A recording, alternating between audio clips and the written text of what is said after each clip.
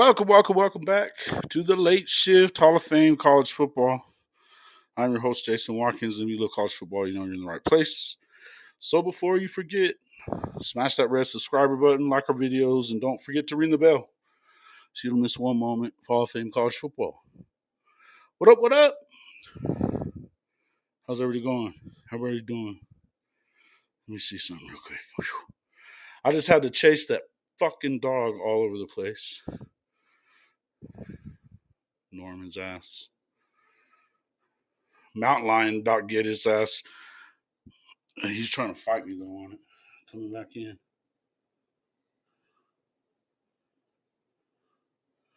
Sooner. What up, Goldie? What up, Sandlin? Satterfield, Zofix, Sweetness.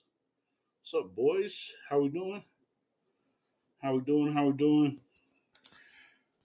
Any of y'all want to call in real quick? I'm gonna see if I can get the stat guy to come on. I don't know if I can or not, but at least y'all could yell at somebody.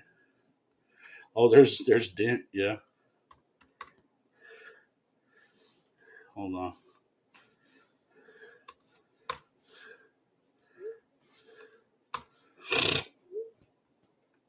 Oh shit, man.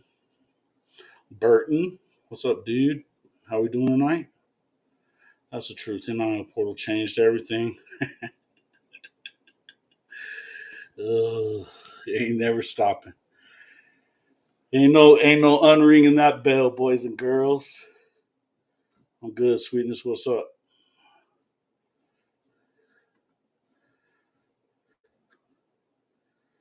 Trojan fight. Y'all gonna beat Notre Dame tomorrow? Trojan fight. Oh, you're laying in bed. Yeah, don't be getting mama kicking your ass. Calling in, get your ass whipped. Let's see if Dent comes in, and then I'm gonna shoot that over to the stat guy too.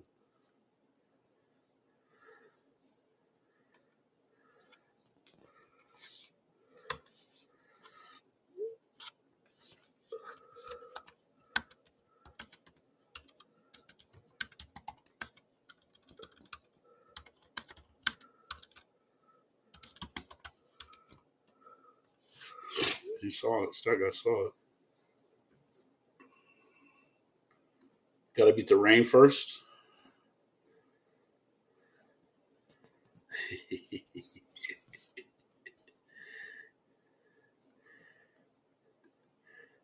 Yeah, are you guys gonna win? Yeah, so you don't know. That doesn't sound like you're very. Uh, you're not believing in it, or what? Hey, looky there. Hold on just a second. Let me get in. Are you gonna turn your camera on, Stat? Okay, no, that's all right. I can drop you into this one then.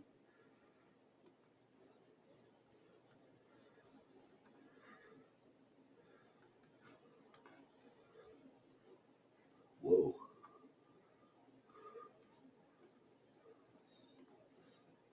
Oh, damn it.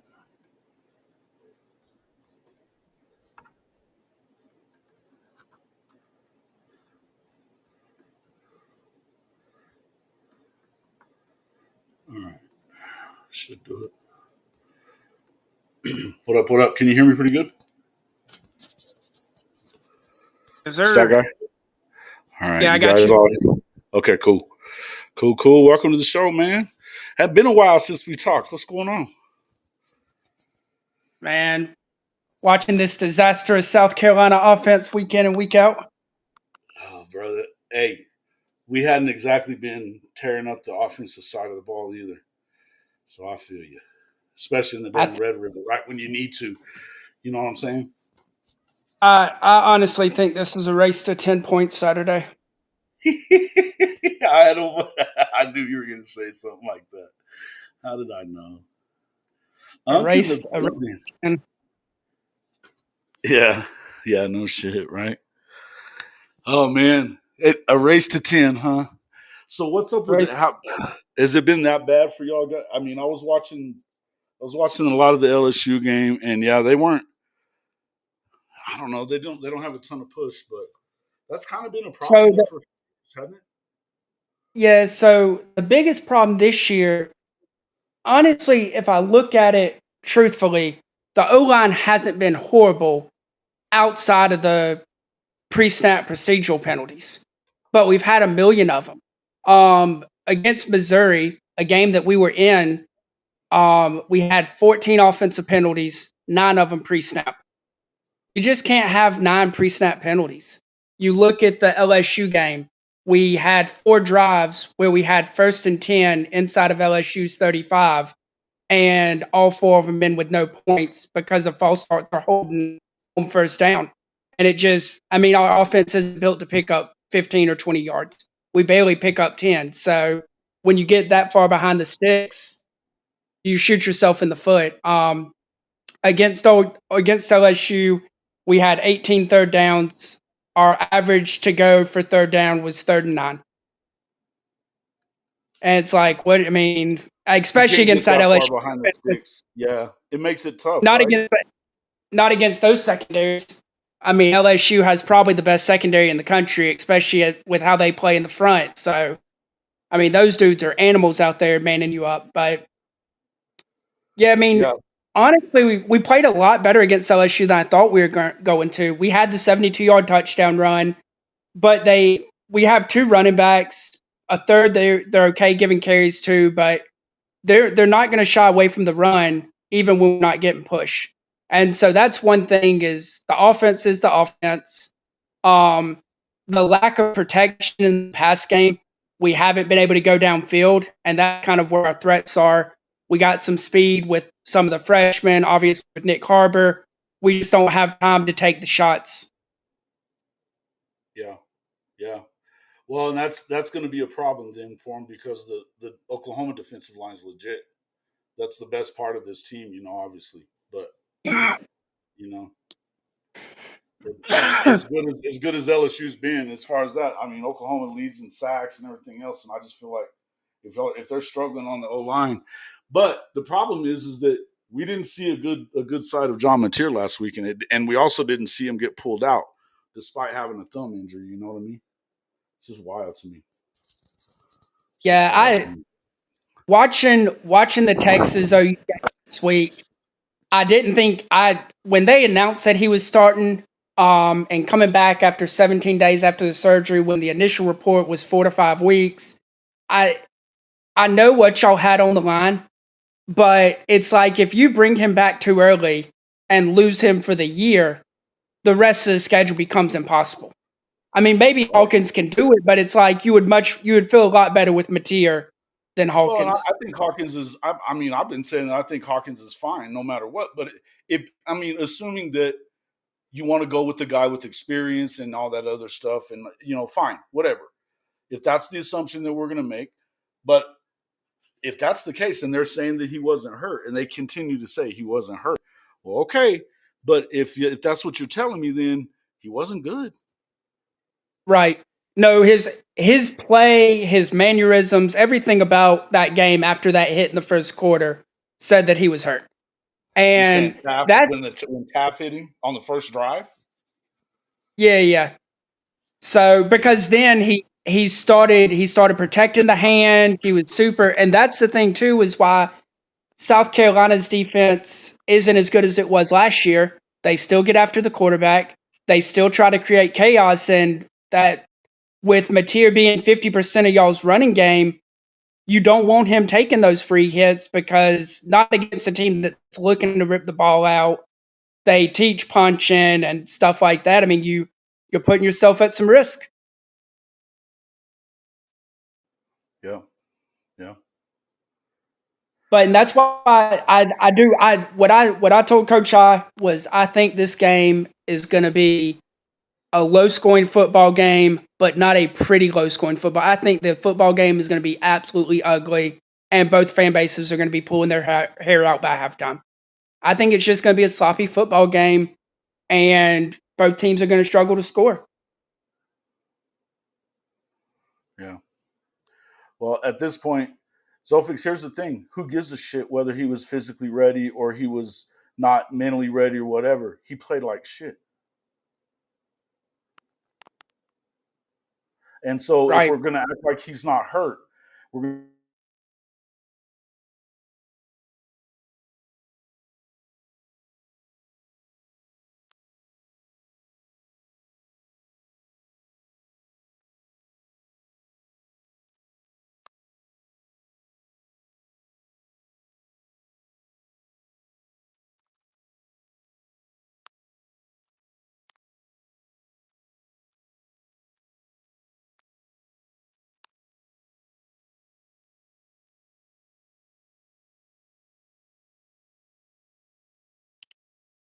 Jason, you there?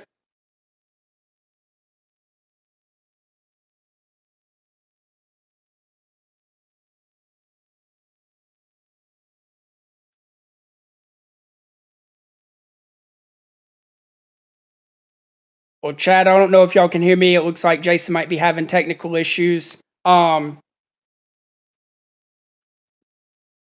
Chat, can y'all hear me?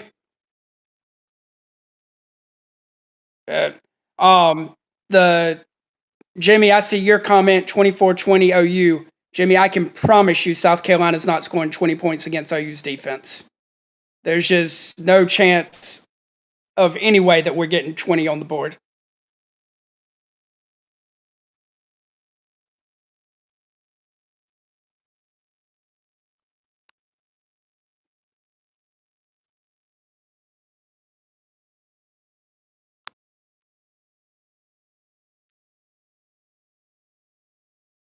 Is anybody from the comments in Cola this weekend for the game? Did any of y'all make the trip out here?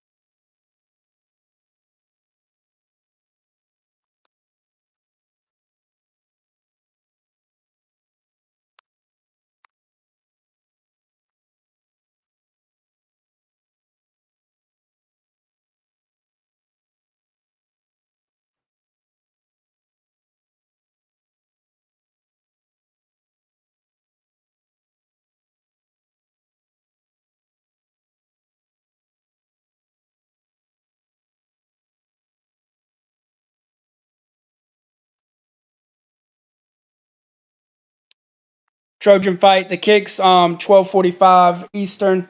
Little noon snoozer action out here on the East Coast.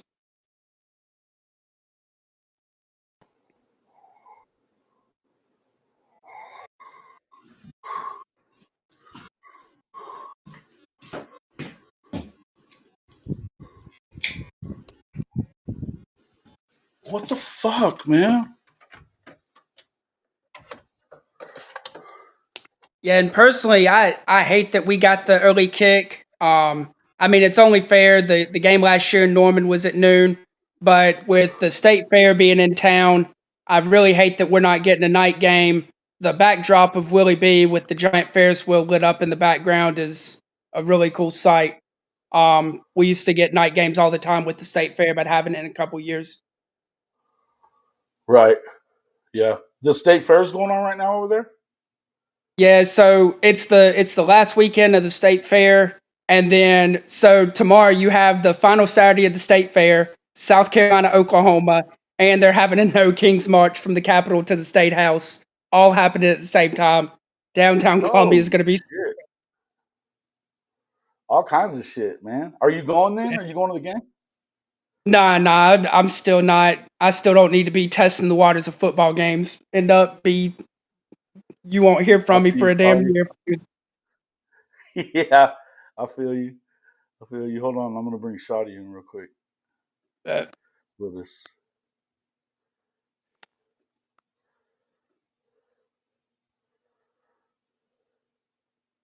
Holy shit. Jackson Johnson's in there too. Hold on, Jackson. Hold on.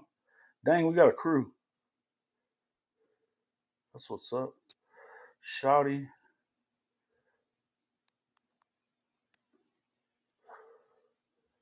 And then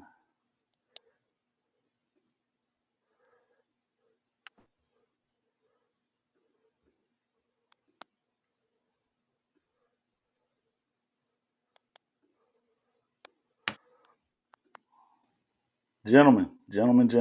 How we doing? Oh, we're doing all right. How you doing tonight, good buddy? Doing good, bro. Doing good, bro. What up, Shotty? What What's up with happening? you? What's You been out happening? in them What's streets? happening? Yeah, man. I just got in out them streets, man. I'm surprised y'all up tonight. So I appreciate y'all being up. What's going on? What's happening? I was Shoot, getting bro. just getting ready Same old, for same old. I had to get in one more little preview. I'm up here in the mountains, up here at a cabin right now. I just got done chasing that damn dog around, oh so man. that was fun. But he What's was on the out there What's on the sniffing it menu? out and seeing what was going on, huh? What's on the menu tonight? What we talking about? South Carolina, Oklahoma. Okay. Stat guy says it's a race to 10. He's in here as well. He's just done. He's not up on the screen. Is it a race to 10? Would you agree with that, Shawty? No, I think OU has an opportunity to put up a few more points than 10. They Um, should, but yeah, I they mean, haven't, man. but I mean, I just think ultimately, you guys roster. I like what South Carolina got going on, but I just think South Carolina hasn't proven to be able to put together drives, especially against a defense like this. I think BV is going to be able to kind of like basically pin his ears back and send everybody out there and make him throw the ball. And I think he's going to make them make fast decisions. And I think OU ultimately they just got too much for him. Right. Jackson Johnson. He's over one. He's a content creator. Does a lot of work with the Voice of College Football. Welcome into the show, Jackson. What's up, my Oh, guy? oh, thank you for having me on, Jason. How you doing tonight, man? Pretty good, pretty good. What are your thoughts about this game right now? What I mean, if you're looking at these guys, you're SEC guys, well. So tell us what your thoughts are. I think Oklahoma is definitely looking to rebound after a bad loss to Texas. Like, I always hate it when people go, "Oh, Oklahoma's now to the natty run." It's like, no, they're not. Like, I don't understand that. It's like, Miami just got beat tonight. I know, right? I mean, it's like, Ohio State lost to Michigan. That did knock him out of the playoff race. We lost to Auburn in 2017. We didn't get knocked out of the Who playoff is race. weak? Who is We weak? He's a Alabama. Bama guy, Okay, Yeah, okay. Alabama, man. I mean, Alabama tied Tennessee in 1965 because Kenny Stabler didn't realize it was fourth down. bro. He- Don't start. Don't start. He's gonna go deep in his historical bag here right now, and so it's like, stick. Let's stick to the present time, there, Jackson. exactly, The because I mean, it's like Oklahoma. It's like people learn nothing from '08 when some of these people say, "Oh, Oklahoma is out of name." No, no, they're not. Oklahoma's fine in the playoff run. They just gotta make sure they go 10-2 and they're good to go.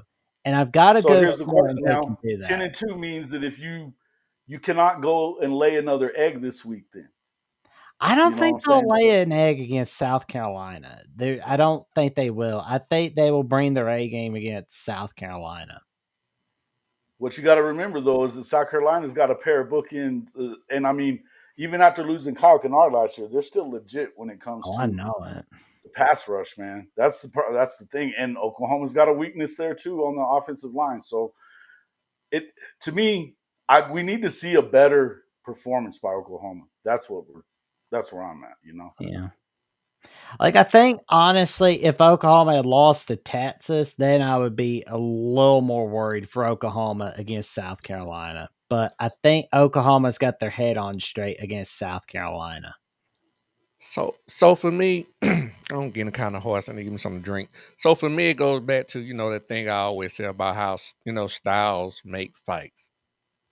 This particular situation, it's almost kind of like the Michigan game, in my opinion. BV is going to be able to send more than South Carolina can block. You guys are going to be able to hold up. And even if you don't send one plus, I don't think they can block y'all mano y mano. I'm just being honest. I don't think they can block y'all mano y mano. And y'all going to be able to run whatever y'all want to on defense and keep the pressure on Sellers. And South Carolina haven't proven, just like y'all, that they can run the ball.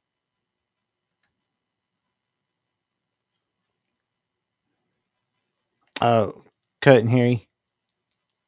There's no doubt about that part for sure. I had it muted there. I'm trying to get it to where, because I'm not showing the chat here on my screen. But I was trying to pull it over here from the view. Yeah. You know, the run struggles are for real for both teams. That's the whole thing.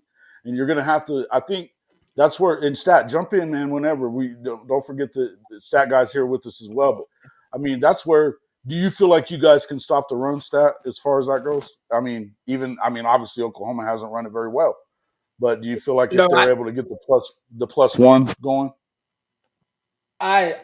my hope is that y'all continue to shy away from the run game.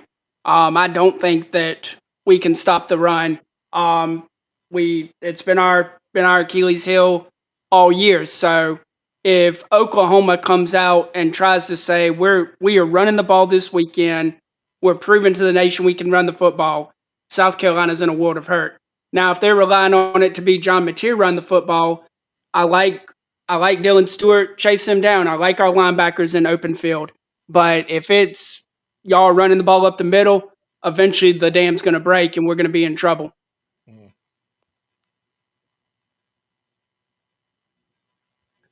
Yeah, I can see that. So, I mean, we just haven't really seen it, you know. Now, I will say honestly, and you know, here's the deal. The one thing about that is that we have seen Oklahoma in that game that you were talking about, Shawty. They were able to close out the game. You know, they had a lead already, but they were to close out the game by going on a 9.5 minute drive in the fourth quarter and punching it in. You know, and so that was important. You know what I mean, to be able to go ahead and do that. But you're still going to have to find a way. Can I pose a question to the panel? Please do. Which coach has the most pressure on to win this game? This could be a very pivotal game for BV if he loses this game. Vice versa, Shane Beamer. Yeah, I think Stat Guy. What are your thoughts on that? Because I mean, I guess my so question would be how much trouble is he in? I think if he wants it, he has next year regardless.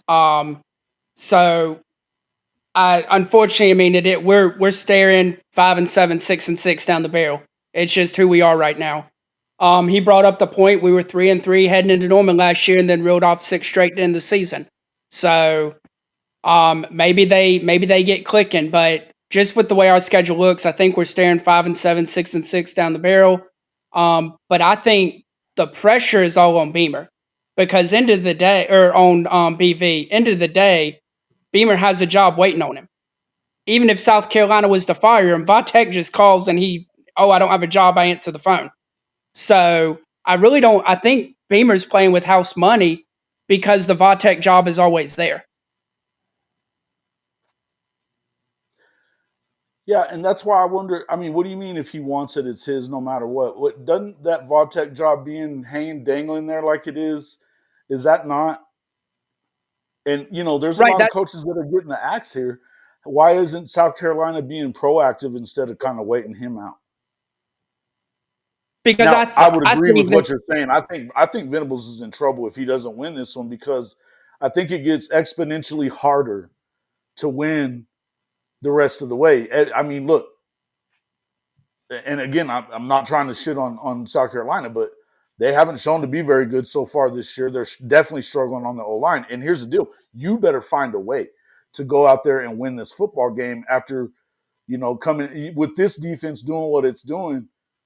Nobody's wanting to hear any more excuses about why the offense isn't doing this and all that other shit. It's time to get it done. And to me, I think it was egregious. I was saying this to Stat a few minutes ago, Shardy. I think it was egregious to not put Michael Hawkins in the football game last week. I mean, you got Ben Arbuckle as your offensive coordinator. You don't have a guy named Joe Jon anymore. I mean, it's like you don't have to worry about it. I think Ben Arbuckle is getting that offense taken care of this season so far. But I mean, it's like last week was a dud, but the rest of the season can be fixed for Oklahoma. I No, believe. you can, but and here's the thing. I mean, I guess this is when you find out if his culture really has set. Are they confident about this, or did it send them the other way? I mean, it is one loss, but let's not get it twisted. It's one loss, right? You've seen good play to an extent. What you haven't seen is great offensive play for the most part, right? My problem is that with Mateer, he's even if you say he's not injured, he played really bad then last week. You know what I mean? And there were a lot of guys that were wide open, and he didn't even see them. I mean, the first interception that he threw to Kanik, if he throws it inside to Kanik, he probably completes that. But that was triple coverage, and you got Satania running down the opposite hash line all by himself. That's a touchdown. I think Doesn't matter how well you throw it. I think he came back too quick. I think he should just waited till November 1st against Tennessee. So let me throw these two things out, right? So you could, I don't know, I'm just throwing these out there, hypotheticals. You could have a situation where the head coach maybe made a decision where he didn't want to play Hawkins. Maybe the OC wanted him to come in. Or you could also have a situation where, hey, I don't know. I'm glad you can answer it.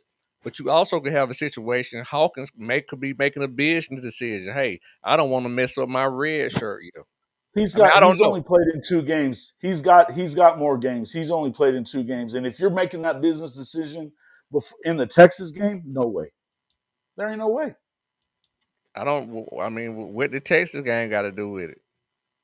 It's Texas. That's what it's got to do with it, bro. Come on. Ultimately, if it's just a business decision, that's my point. The game ain't gonna matter. It's about business. You're gonna make a business decision. Well, if he was already sitting on 4 appearances and he wasn't going to be able to redshirt, I might agree with you. But he's only appeared in 2 games. Okay. So at this point, what does it matter about you? I mean, you don't care about the team more than that than to get in there and play. I mean, like to me, quarterbacks especially, you need to be that guy. This is not what it is, by the way. But It's these not guys got a business $1 million decision for careers Hawkins. on I'm the just line. going to say, but I want a quarterback that wants to get in there and play whenever it's his time.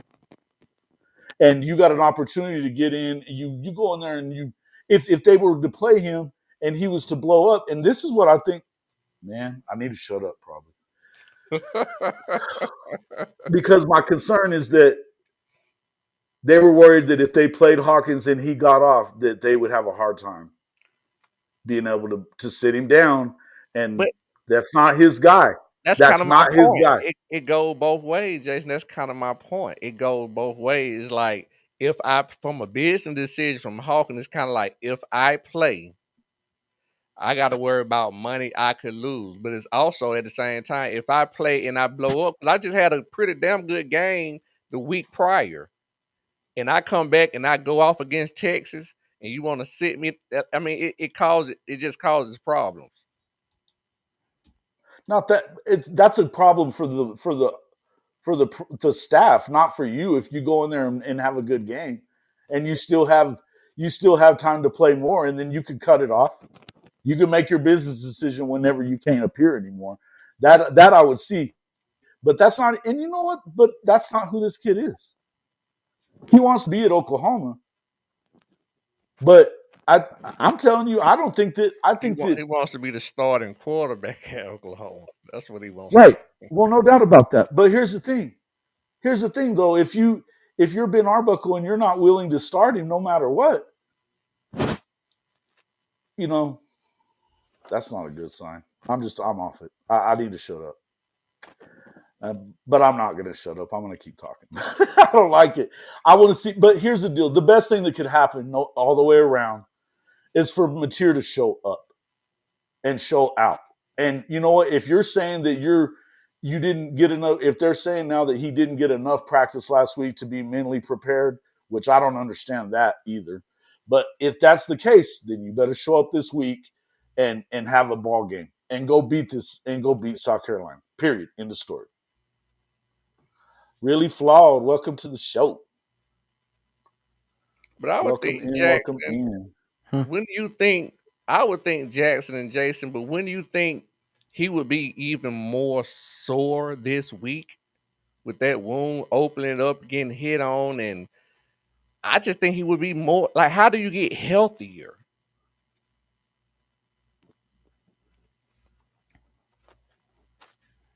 Get the running He's the game one who wanted. He going. said he wanted to play, man. He said he wanted to play. I don't know what to say. This is and here's the deal. It all goes back to it's on the coaches. So you asked me a minute ago who's in more trouble. Brent Venables is probably in more trouble. And because here's the deal, I don't think that it matters. I think they decide at the end of the year what's going to happen with Shane anyway, and he might be going to take the Virginia Tech dog. They could be calling him home. He's an alum, and the expectations are definitely going to be different. It's the ACC. It's not as tough to win, and I don't know, man. You guys know what I think about Shane. I don't think he's great. I think he recruits pretty good. I think they struggle a lot though. But I mean, in the end, Well, you just got to go beat South him, though. You Carolina. got to go beat him.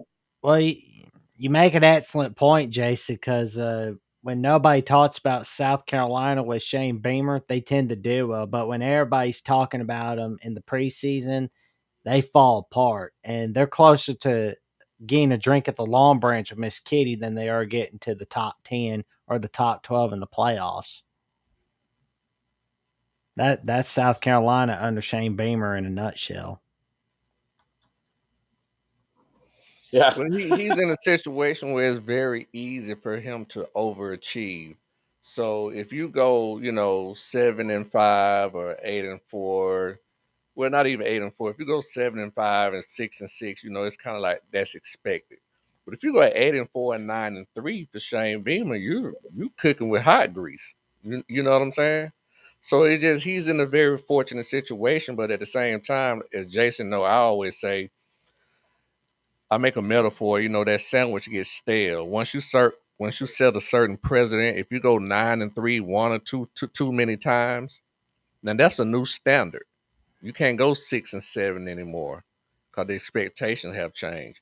And I think Shane Beamer may be kind of in that situation in that moment where his sandwich is starting to get stale. I think it may be I think people just ready for change at this point.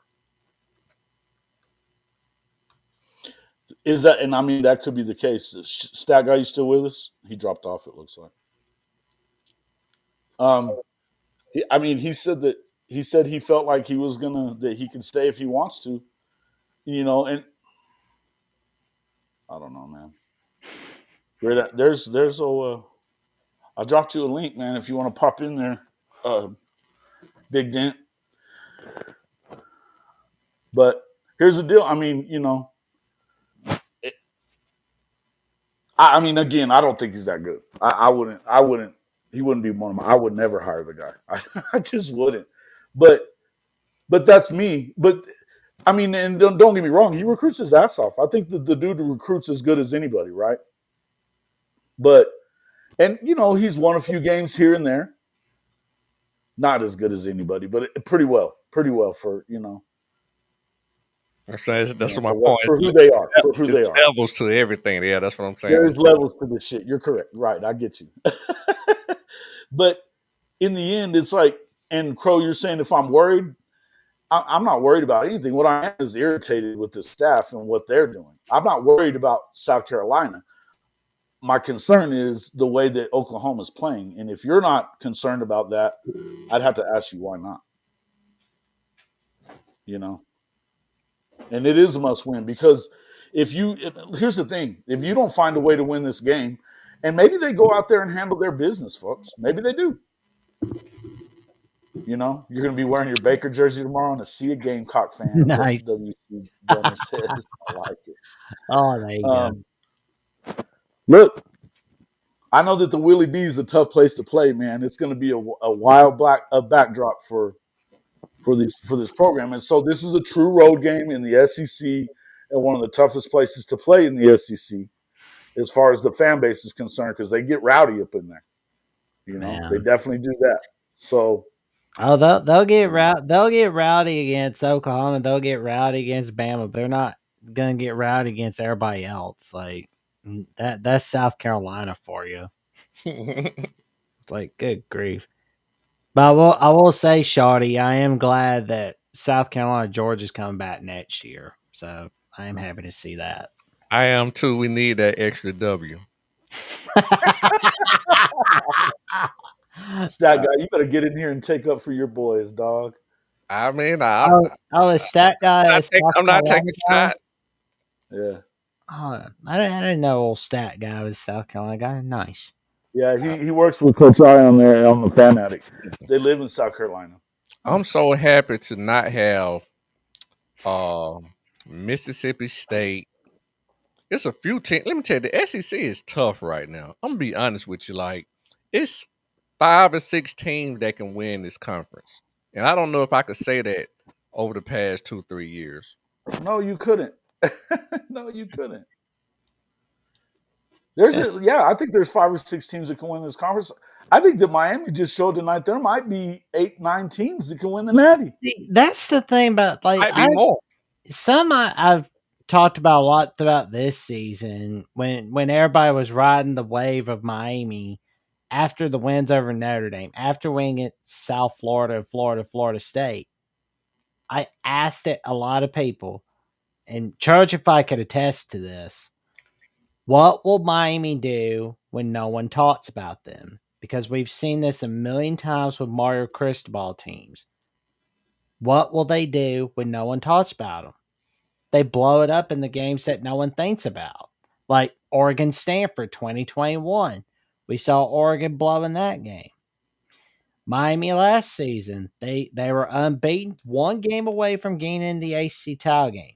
They lost to Georgia Tech. Okay, they'll beat Syracuse in the Carrier Dome 3:30. Oh, everybody's gonna watch the Iron Bowl. That'll be fine. Guess what? Miami blows against Syracuse, and Miami's number 2. And Jeff Brom teams, especially at Louisville, tend to pull off that upset, whether it's on the home or the road. We saw him do against Notre Dame 2023. We saw him do against Clemson. He's 5-0. He's 5-0 against top 5 teams. Right. Oh, yeah. Career. Yeah, no doubt. Like, the Like, Magic. Oh, yeah. Because, no doubt. Like, I'm a Brom fan myself. I think he's a hell of a coach. Oh, he's amazing. he do more with less. He does. Oh, yeah. I mean, he had Purdue playing real good. You know? Yeah. Wild stuff. But I mean, and Who's the best team in the ACC? It should be Miami, but really? Pittsburgh, I think, is going to upset Miami on rivalry week because dreams usually tend to die in Pittsburgh. I don't know about all that. So who the best team? They lost to them West Virginia, bro.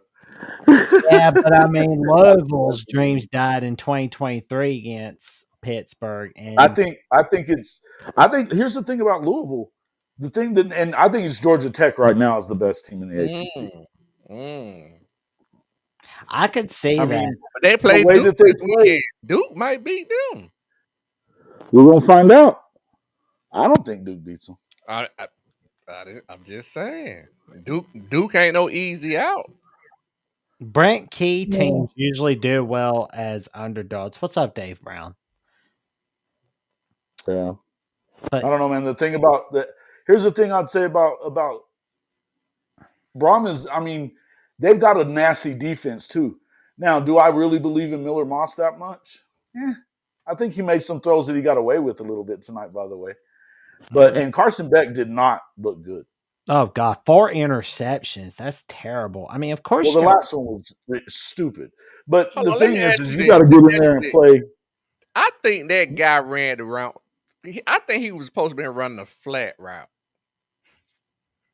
If you go back and look at the film, he was clearly throwing it to a flat route, which was going to be open. I don't know what the tight end was doing. I don't ever understand calling a flat route to the sideline that can get you picked off at this time of the game, by the way.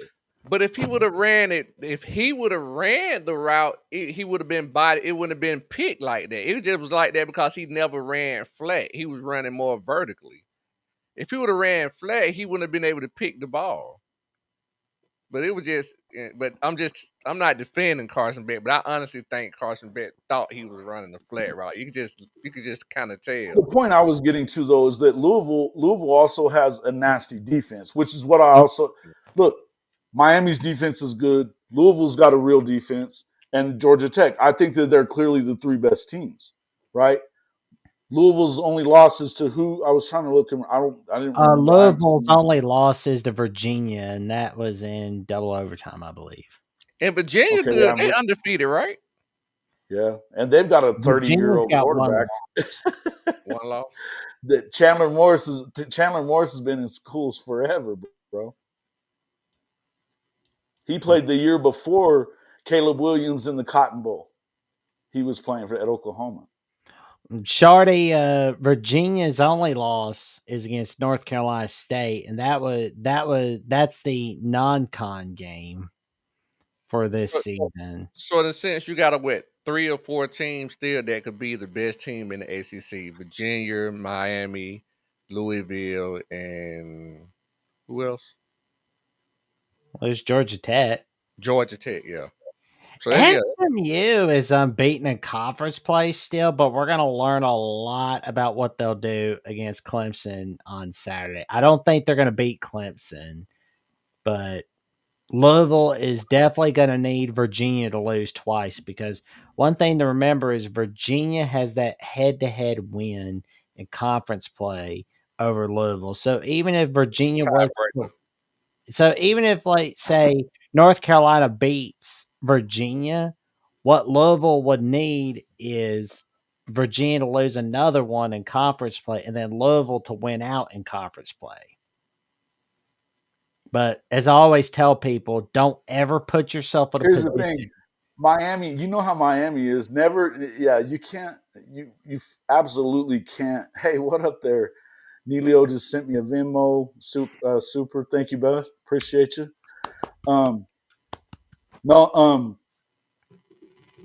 underestimate the ability of Mario Cristobal to fuck this thing up and not get into the conference championship game again. Oh, he will. Yeah. Like, Miami will have a shot to clinch a spot in the ACC title game, and Mason, what's his name, is going to blow up that Miami defense on rivalry week. While everybody's either watching Ohio State, Michigan, or Alabama, Auburn, there's going to be Pittsburgh chewing up Miami's defense. And you thought the conversation about Franklin was bad. Oh my God. There'll be pitchforks outside Cristobal's door. Like, the fans will be that pissed. As good as that defense is, it shouldn't happen. That's the thing. But I'm not going to give him this much of a hard time about this one. I think that Carson Beck threw 4 interceptions. That's a problem, right? Oh yeah. And here's the deal. I mean, and Louisville is legit. They have a legit D. And look, do I love Miller Moss? I don't. But they've got some weapons. That tight end, number 0 is a bad dude, bro. Jason, that's 7 interceptions, I think, in 6 games. That's a problem. I hope that Louisville doesn't let this Miami win go to their head against a 1-win Boston College team next week. Because, like, 2023, again, they let the Notre Dame win go to their head against Pitt. Last season, they pulled off that massive upset over Clemson. Then later on, they had like a pitiful Stanford team, and they lost to pitiful Stanford the week after they upset Clemson. I'm not saying that's going to happen against Boston College next week, but I'm just saying be on the lookout for something like that to happen with Louisville Boston College. I don't know. What up there, Smook? What it do? Neilio, Smook, Crow. Let's see who else is in here. Corrections. Dave Brown. 5-1 call back. He says everybody must be in them streets tonight, Jason. What everybody doing out in them streets, dog? Yeah. Really Flawed was in here. That other chump from Texas was in here too. Fuck him. SWCC Gunner. Welcome to the show, everybody. Make sure you hit the like button. We don't have a ton of people in here, so make sure you hit that like button. Talk is pit. What up, dog? Now I know what. Well, come on. There's one. I mean, I've got it. It's in the chat. I can let me invite him. Everybody in them streets tonight, Friday. In them streets. Well, you already know that's how Smook rolls, bro. He's always in them streets. Always, always, always. Coach Smook. But it's gonna Oh, definitely good puppy. Oh, he's talking shit to you too. Ooh, Hey, Smook. He said good puppy. You might be drinking or something already. You had to Vin- Google Real Doso? Yeah, that's where my mom lives. Real Doso. Well, Yep, yep. Shawty, what's your prediction on Georgia Ole Miss? How you feeling about that game? Oh, I'll be honest with We you, talked man. about that one. I tell people anytime, any team that can score points, I'm afraid of. Especially like with the way that we play, we like to spot team points. We like to have a slow start, so that really scares me. I'm happy that we at home, but I don't feel very comfortable about this game. Like confident going in. If you know what I'm saying, I won't tell you I think we're gonna win because I'm a homer. But just being 100% with you, not being biased, I don't feel very comfortable at all. And honestly, I took the points with Ole Miss. Yeah, I did that too yesterday on the show we do with Mason and K Chris. I took the points because it's just a lot. Yeah, It's I just a mean, lot. and we Now kind of and we kind but of afford to here's the come thing. out. I don't even know that I can't. I don't think that Ole Miss goes in and wins. And I mean, because you guys were what did you have like 33 wins in a row or something like that in Athens. Bama You snap. already lost one.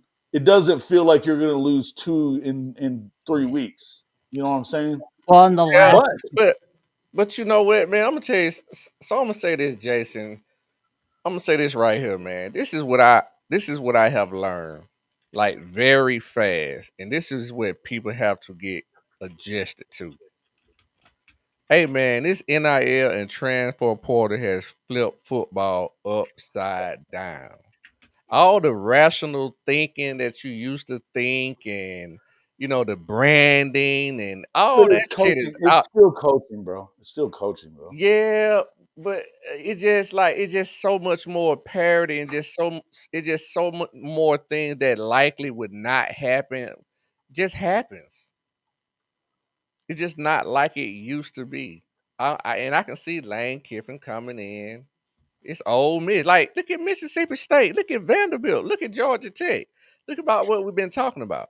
man, I can't believe well, it doesn't surprise me, but it's the first time ever that Vanderbilt is favored against a top 10 opponent in college football. And as the saying goes, truth is stranger than fiction. That's what I I'm mean, the saying. LSU offense, it's been a disaster. They've only scored more than 20 points once this season.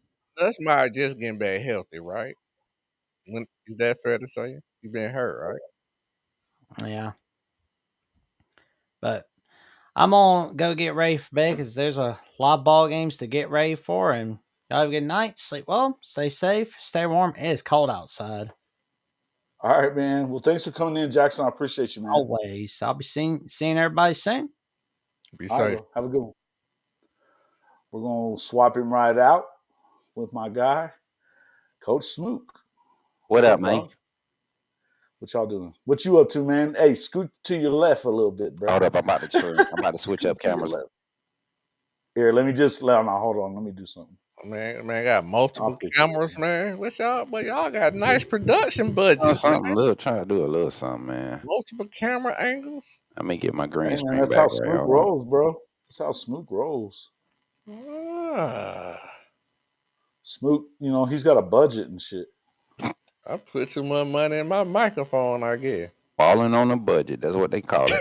I should have spread my money out a little bit more or something. Facts. What's good, bro, man? Can y'all hear me? Yeah, we got you. What up, man? Man, chilling. You know how we do. You know What you how thinking we about? do. We were just talking about that Ole Miss Georgia game. What's your thoughts on that one? I think Georgia gonna pull it out. I know. Yeah, I heard you, Shawty. I know you got doubts with how the team overall starts. You know, in this game, I think I Ole say Miss. I thought we would lose. I just say I took the points. Yeah, I know you had your doubts, but I think I think because of the way the defense has been performing in previous games, this is one of those games being at home, your last home game. You know, we know what happened there. We don't have to go back and visit that. You know what I'm saying? But I do think the defense makes Trinidad. What's his last name? I keep calling that man Trinidad James, but Chambliss. Chambliss. That dude's Trinidad. a baller too, by the way. Yeah, I do think he's a baller, but these are the type of quarterbacks that Kirby all of a sudden he looks like OG Kirby and is Glenn Schumann on his. And we've seen it happen over the past 2 years. They kind of throw you out of your option A, and then does Ole Miss have a real option B that they could roll into? I don't think their run game is as effective as it was last year, as explosive. Um, Now if they get the passing that thing against the Georgia secondary, if the front can't contain and get close that pocket on Trinidad and get them, off schedule, it's gonna be hard for Georgia to hold that offense. But I think Georgia offense running the ball can do some things against Ole Miss defense, and I think that makes a difference if at home being able to control the clock, having the crowd in your back pocket. Um, it's gonna be a hard game for Ole Miss, but I think Georgia, like you said, a close game. I think they pull it out by 6. We don't cover. Okay, I like that. That's cool. No cover. That's what I did on. Like I was saying, that was my expectation last night on the show that we were doing. Yeah, and it's not because I just think Georgia has a few more phases, especially across the offensive line. They got to be a lot more consistent, and we saw the same problems with Alabama's offense, the inconsistency last year. Um, and you got to really try to push your pass game to be a lot more explosive with the assets y'all have at wide receiver. Zachariah Branch, Kobe Young is a dude, he's going after this year. I don't care what the rest of his season looks like. I know his NFL scouts are looking at his skills. Yeah, I don't think he has any eligibility after this year. I think he's a true senior on the field, and he would get that one extra year, but he won't need it, man. What is he, 6'4", 6'3", 6'4"? Yeah, he's out of here. Yeah, he's gone. So, and then your tight end group, man. I like how they utilize them, but how can you get them in more explosive sets? You got some athletic guys, wide catch radiuses.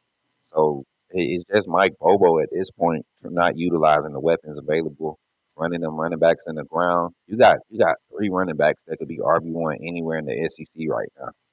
And I'm not I mean even Bama with a healthy Jam Miller.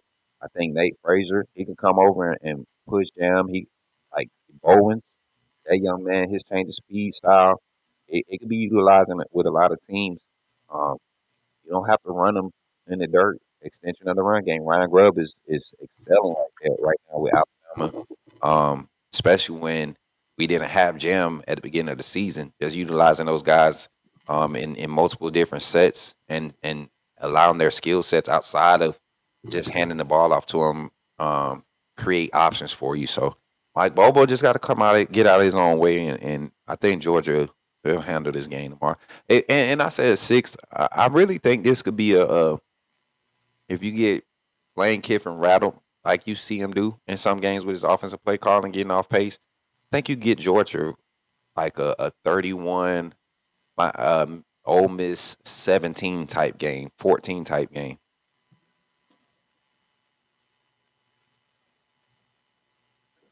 I think it's gonna be. I think it's. I don't. I have a hard time believing it's going to be 17-14 when neither one of these teams has stopped anybody.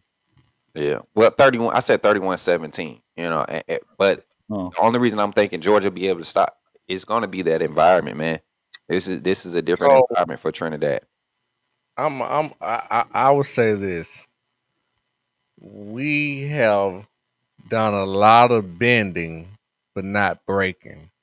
And we have stopped 5 teams where we got victories and 1 team where we got a loss. That's what I would say about our defense. Yeah. And I really think for real, man, it's a philosophy thing with Georgia. The same thing that was happening with Saban and his rounded philosophy of throwing up the mixed coverages in the secondary. It's hard to do that against teams when they RPO, quick screen, now screens. The counter, the delay counter game, the veer option. All of those are hard to play against when you have those old schemes and concepts. You got to be willing to play a lot of stuff based and just depend on instincts. And Georgia hasn't tackled well this season, so I understand trying to get disruptive and sticking with your base. Hold on. You used a lot of fancy terms and concepts just then. I just want to ask you a question because I just want to make it clear. Are you saying schematically we're not? Are you saying we outdated schematically? On the defensive side, yes. Okay. Yeah, I truly believe it. I think it's catching up. You've been able to benefit for probably up until this year, and even some parts of last year. You saw it show up. You've benefited from having a veteran presence in your front seven. 2-3 deep, and this is the youngest you've been in a while. And So it's the showing last that. 2 years we've been outdated schematically. Yeah. Okay. I've been saying it. I was saying that about Saban when we got Steele back. People were so excited about having Steele, but Tennessee, Vanderbilt, but even before Diego, the year before Saban retired, the year that season going into Saban's retirement, you just see a lot of those concepts and philosophy ideologies matching up certain personnel as edge rush specialists trying to put them in space. It doesn't work out for 4 quarters when you're going that tempo, trying to switch your full group of defensive linemen.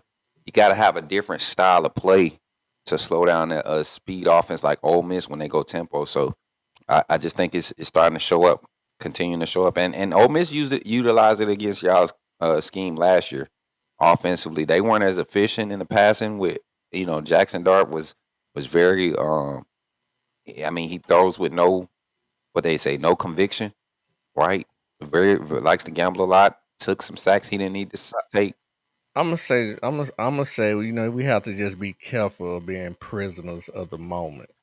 I'm just gonna say that. All right. I'm not disagreeing. You agree? I'm just saying we just can't be prisoners of the moment. I've been saying that about LSU coming into the season. I said that about a lot of teams, and we see what's happening. If you say it long enough, eventually it's gonna be right. But we can't be you can't just. Granted, you talking about over a year or 2-year term, and you talking about something that's outdated over a year or 2 years term. We've been seeing this against this type of philosophy, the 3-4 base, 3-4 nickel concepts, base concepts that really have carried throughout college football. Dan Lannon struggling at Oregon against these space eating offenses, left or right lateral offenses. You see who else? Just that whole tree. What Mentor brought to Michigan, I believe that was 2 years ago. Zach Mentor. The 2 coaches that we're talking about right now, Dan Lanning that you just mentioned and Kirby Smart, are arguably 2 of the best coaches in the what? Negative. Not when they have offensive skill sets across the ball from them. Alabama's shown it year in and year out against Kirby. Hold on, Kirby. Wait. Who is Lanning beat? Explain to me who Lanning is beat. Hold on. So you saying Dan Lanning is not a top 5 coach right now in the No, nation? hell no. Hell no. Kirby Smart is not right now. And we're not Smart's the best. Kirby Smart is number 1. We're not talking about coaching overall. We're talking about defensive philosophy. Let's not move the goalposts. Let's talk about defensive philosophy. But yes, you are, because we're talking about Oregon's defense when they have matched up against teams that talent wise on the roster. The When two you put teams it I'm on paper, talking about are the same coaches I'm talking about. I'm not moving the goalpost. My point when you telling me about what's outdated and that's no good, all I'm saying is the two coaches that you're talking about, you can say what you want to say. Oregon is a top 10, right? 10 team in the nation. Ever since he got to Oregon, they've been relevant. We know what Kirby has done. So all I'm saying is I was just relating the two coaches who you're talking about are arguably two of the best coaches in the nation. That's all I'm saying. I won't agree with Dan Lannon in as far as arguably being one of the. I give Right. Kirby his due. Since he's got to Oregon, they've been a top 10 program. Oregon has been Yeah, in but and out of wait, the hold on a minute. rankings years. Oregon loses. He's kind of along the same lines as what like Franklin was. He beat Ohio State last year. Other than that, he's 0-3 against Kalen DeBoer. He's freaking. I mean, he doesn't win games against anybody Come big. on, man. He just don't. No team where they match up He as just far got as beat by talent. Signetti at home, bro. Guys, Come on, Come man. on, man. guys, this is And you show me, so you look on Indiana roster and show me where Has they got 6 5-stars on it. Oregon has finished in the top 10 rankings the past 3 years. That doesn't necessarily mean that he's a good Man, coach, man. You talking about the conference last year top heavy. y'all His tripping. first year coming into the conference in the Pac-12, he had one of the most talented rosters in the conference. It's not like he's supposed to drop off. Kirby did the same thing. But when you talk about scheme, let's get back to the topic at hand because we're talking about their scheme defensively being outdated. Go look at what happens when Dan Lannon had to play against Kalen DeBoer. Look at what just happened to him against Indiana and their new offensive scheme. Look at them last year, Oregon against Ohio State. Offensively, Ohio State was able to move the ball against Dan Lannon. Anytime talent matches up against Oregon, they struggle. Same thing with Kirby Smart. Alabama did it to him. Ole Miss did it to him. Texas did it to him. Offensively, they have given these defensive schemes have had problems when you put teams when you get into those space eating type or space using type offenses, quick screens, now screens, jet sweeps, all of those eye candy motion offenses have given those old 3-4 nickel 4-3 base, all those type of defense personnel groupings. They have given these defenses problems. If you don't want to commit an extra defensive back, hybrid linebacker to be able to play in space, you're struggling in this day and age of college football. And that system, Nick Saban, this Kirby Smartness, Lanning, Schumann, all of those guys that came out the similar trees, they're struggling right now with containing equal talent across the field offensively. Wow. That's You better fight back. You better fight back. no, I mean, it's a fact. I can't be. That's very. I mean, because what you're saying, like, I get. I can't believe it's hard for me to say anything because what you're saying is like, first of all, every defense has a weakness. Everybody loses games. For what you're saying is from an equal talent standpoint, we're just talking about schematically. It's not a schematic. It's not a schematic. It's not from a schematic standpoint. When you're talking about equal talent, that's not the case. Okay, So it's think of it like this. an execution thing, bro. Negative. If I'm winning, if my team, right? Let's say Georgia, Sanford. Hold on. So we're not supposed to lose games? Nobody said that. We're talking about your Yeah, defensive scheme being outdated. When you play Tennessee, broke your averages against all your other opponents. Whenever you play teams that are just as talented, your averages get crushed defensively. Every game, Alabama did it to you this year. Tennessee did it to you this year. Look, last year, Alabama did it to you last year in the first half. I mean, blew your averages out the water. Your defense is struggling. Your secondary, when you have not had a deep front seven, your defensive Hold line isn't hold on. 3 deep We've with lost. 4 and We 5 lost to stars. Alabama. We've lost to Alabama. I think Equally talented team. Let's we, stop right there. You've lost to Alabama, an equally talented no, team. How many times? we lost to Alabama. I think with 6 out of 7 times, right? You're Right? 1-10 in the last matchups, but behind Kirby, I think you're 1-6. Listen, whatever record you want to make it, but guess what? That don't make us a bad team because we lose. Nobody's saying this. Your defensive scheme is outdated. Stop trying to change my point. My point. The He's point still that the I'm making. best coach in the country. Let's not get it twisted. What I'm trying to get Let's him not to get it twisted. understand is he basing cause when he only basing we play our defense is outrated in bad schematically when we play talent that's equal to us. That's what he's saying, right? Yes. But that only happened when we lose games. And what I'm saying to him, Jason, is we don't lose many games. Shawty, I didn't say it's when. Didn't I just talk about Tennessee breaking out averages this year? Didn't y'all beat Tennessee? Our defense can't be bad if we're not losing games. I don't care what you say at the end of the day. What do you mean? You can have a bad defensive game and still win. We saw it against Tennessee. What are you talking about? Tennessee literally gave that game back to y'all. Joey Aguilar was having his way with that secondary. They get in those wide split sets. Y'all not doing that with it, trying to play the difference. Coach, you Georgia known for a bad defense. What's that? No, you heard that. Georgia known for a bad defense. No, nobody said you have a bad defense. We are talking about your scheme being outdated when you play equal talent on the other side of the ball offensively. That's literally the point we've been trying to make. You keep trying to make it talk about a bad coach. I never said Kirby was a bad coach. I never said Dan Lannon was a bad coach. I said he ain't the top 10. I said their defensive schemes. What you see ran at Georgia, what you see ran at Oregon right now, what you see ran at Texas A&M. They find themselves in a lot of bad situations when they play an offense with equal talent on the other side. Doesn't even matter the scheme. You get a semi-mobile quarterback, a decent offensive line to hold up in a bad situation against. It ain't got nothing to do with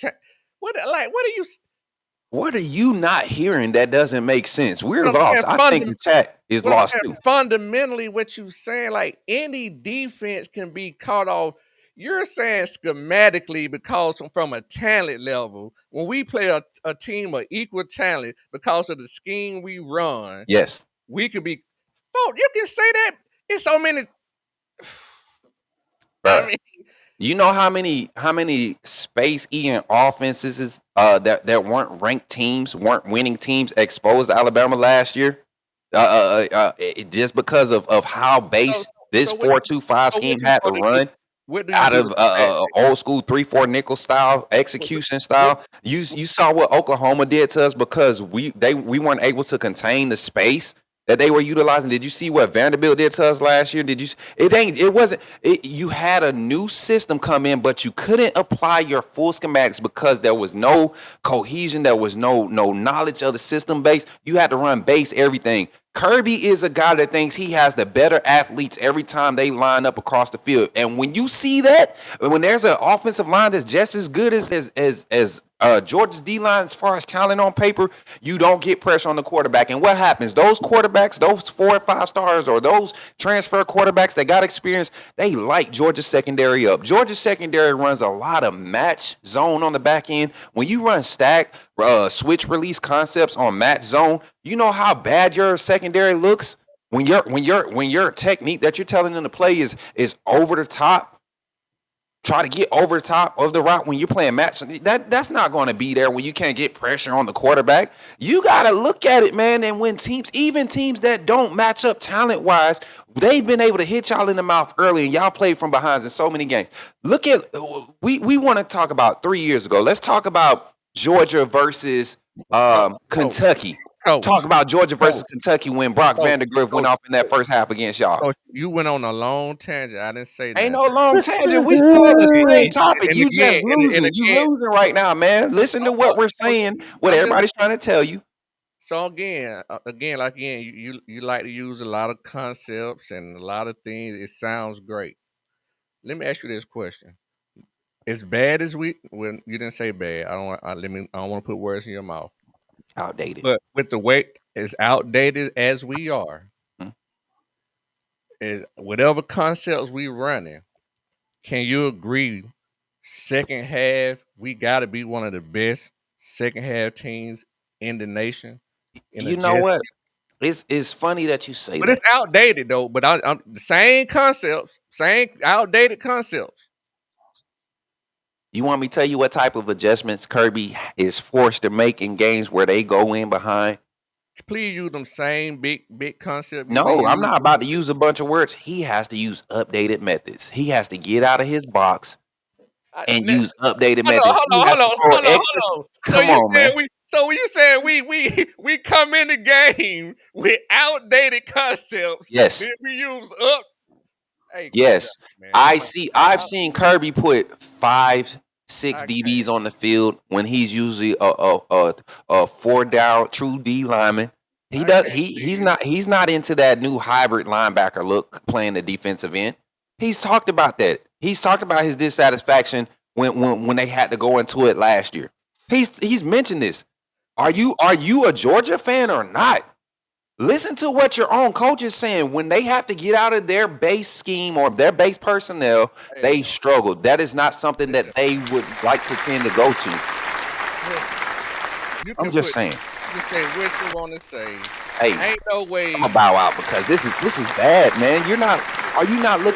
Just don't look at numbers. Look at numbers. When you play ranked teams with top 50 offenses, Georgia looks horrible. They're one of the few teams in the You SEC. saying we come into the game plan literally with outdated concepts, Yes, and in the second half we come back with up the. man. Listen. Let's just since you don't like history lessons, let's talk about since And you this don't like to man go put on past. a clapping machine because he put something in there that he agreed to what he heard in a in a in No, a. I'm laughing about. I'm laughing. This is pop. I need to go get some popcorn real quick. I can't believe y'all. This ain't even this ain't popcorn worthy, Jason. He won't It's kind of acknowledge fun, bro. facts, man. Listen, I'm It's usually the one comedic. yelling at somebody. I'm usually the one yelling back and It's forth. comedic. This man say, you know what, Shawty? What Kirby does, he come back and bring updated concepts. What? What? I will That's tell what you you this. just said the whole time. I This will man tell whole you this. defense is outdated. It is outdated. Anytime you have to go But out at the warehouse of halftime, what your defensive scheme is but at halftime, he originally come back planned with for, updated you are concepts. updating what you're doing. He doesn't come out. That's why they were behind in the first quarter against doggone Tennessee. That's why they had, man, go just watch your team play for once. Just this week against Ole Miss, watch your team play. And if Ole Miss comes out in those 11 personnel and that 12 personnel and they're getting play action passes, watch your personnel change up front. Watch you go 3 defensive linemen and bring an extra linebacker or defensive back on the field. And they don't start the game like that. They will get beat to death in the first half Coach, before they make those simple changes. you say our Outdated changes, personnel. okay, I'm just saying, Coach. You say our defense has been outdated since the past 3 years. So how updated, how new are these concepts at halftime? He coming up Once this weekend. like how new are these concepts he coming up I with? like how literal you try to take the term without using some type of football brain and making this a The plain as day defense was outdated concept. 2 years ago. But Listen, at halftime, listen. You guys are losing games that you would usually win when you have a same talent across the field playing against Kirby Smart's bread and butter defense. That is exactly what I'm saying. Your concepts are getting outdated. You're finding yourselves in closer games against opponents Coach, that we ain't losing usually would nobody and to schemes Alabama. that usually We ain't back in losing the past. nobody to Alabama. That's the only team we losing Listen, to. y'all gonna mess around. Like I said, if y'all don't come out and your offense don't start heavy tomorrow, the home field ain't gonna help that outdated defense. Cause Lane Kiffin gonna have his way. If y'all don't Coach, start fast offensively and get, before man, we play tomorrow, just to be honest with you, like real talk, on a consistent basis, we ain't losing to nobody but Alabama. What are you saying? nobody cares about that anymore. We're talking about your defensive scheme being outdated. Offensively, Ole Miss has the We're skill not, sets across the front. They have the wide receivers. They have a running back that they can move the ball Coach. with, and they got a mobile quarterback. I guarantee you, It's Kirby and only that defense, outdated in the first half, Coach. You just said that it's not man. outdated in the second half. If it's outdated in the first half, it's outdated in the second half. If you're coming in with it every game and you're getting beat with the same type of philosophies and things that haven't been beaten Who is beforehand, beating us? Nobody's man, look beating at the us. offensive production numbers against your defense. You talking like Georgia has a top 3 defense again this season. What are you talking about? What are we talking about? Georgia is not a number 2 defense or number 1 defensive efficiency rated defense like they were the 2 national championship years when they had 4, 5, 6, 7 junior senior defensive linemen. Right? This is what we're talking about. The scheme is starting to show its weaknesses because So you want us to be the number 1 and number 2 defense in the nation 5 years in a row? Even right now, you want us to still be the number You one. know what happened with Saban? What Saban's lowest defense efficiency rating was Got nothing to do with during. say. No, I'm talking about stop. We're talking schematics. That defense, the same defense that Kirby Smart is running right now. Even when Saban went from a 4-3 base to 3-4 nickel base, right to 3-4 nickel. Coach Saban went from 4-3 to 3-4 because he saw the change. Kirby Smart's defense took a hit that last year before he came to Georgia. He did not feel that it was a need to change the way that personnel was set up. The best gonna win it out when you line it up at the end of the day. Coach Saban saw it was different. You see Coach Saban transition to 3-4 nickel, put in more smaller assets on the field as far as anatomical makeup. Check. You get what I'm saying? You started seeing all these changes. Kirby Smart went to Georgia. He still had the good athletes. They was doing good in recruiting, killing in recruiting. He's coaching. He's bringing the offense along. Defense is going to be better than the teams on offense. 9 times out of 10, that lasts up until you see this recent surge of semi-air raid, RPO, spread offenses in the SEC. Oklahoma, Texas, Alabama, Missouri, Ole Miss, Vanderbilt. In the recent 3-4 years, that scheme is being exposed. Don't get too crazy about the Oklahoma part there. Their offense don't look very good again. Listen, with a healthy John Mateer, stop it. Don't you get into that, Jason. Sooner Nation, y'all better get your boy.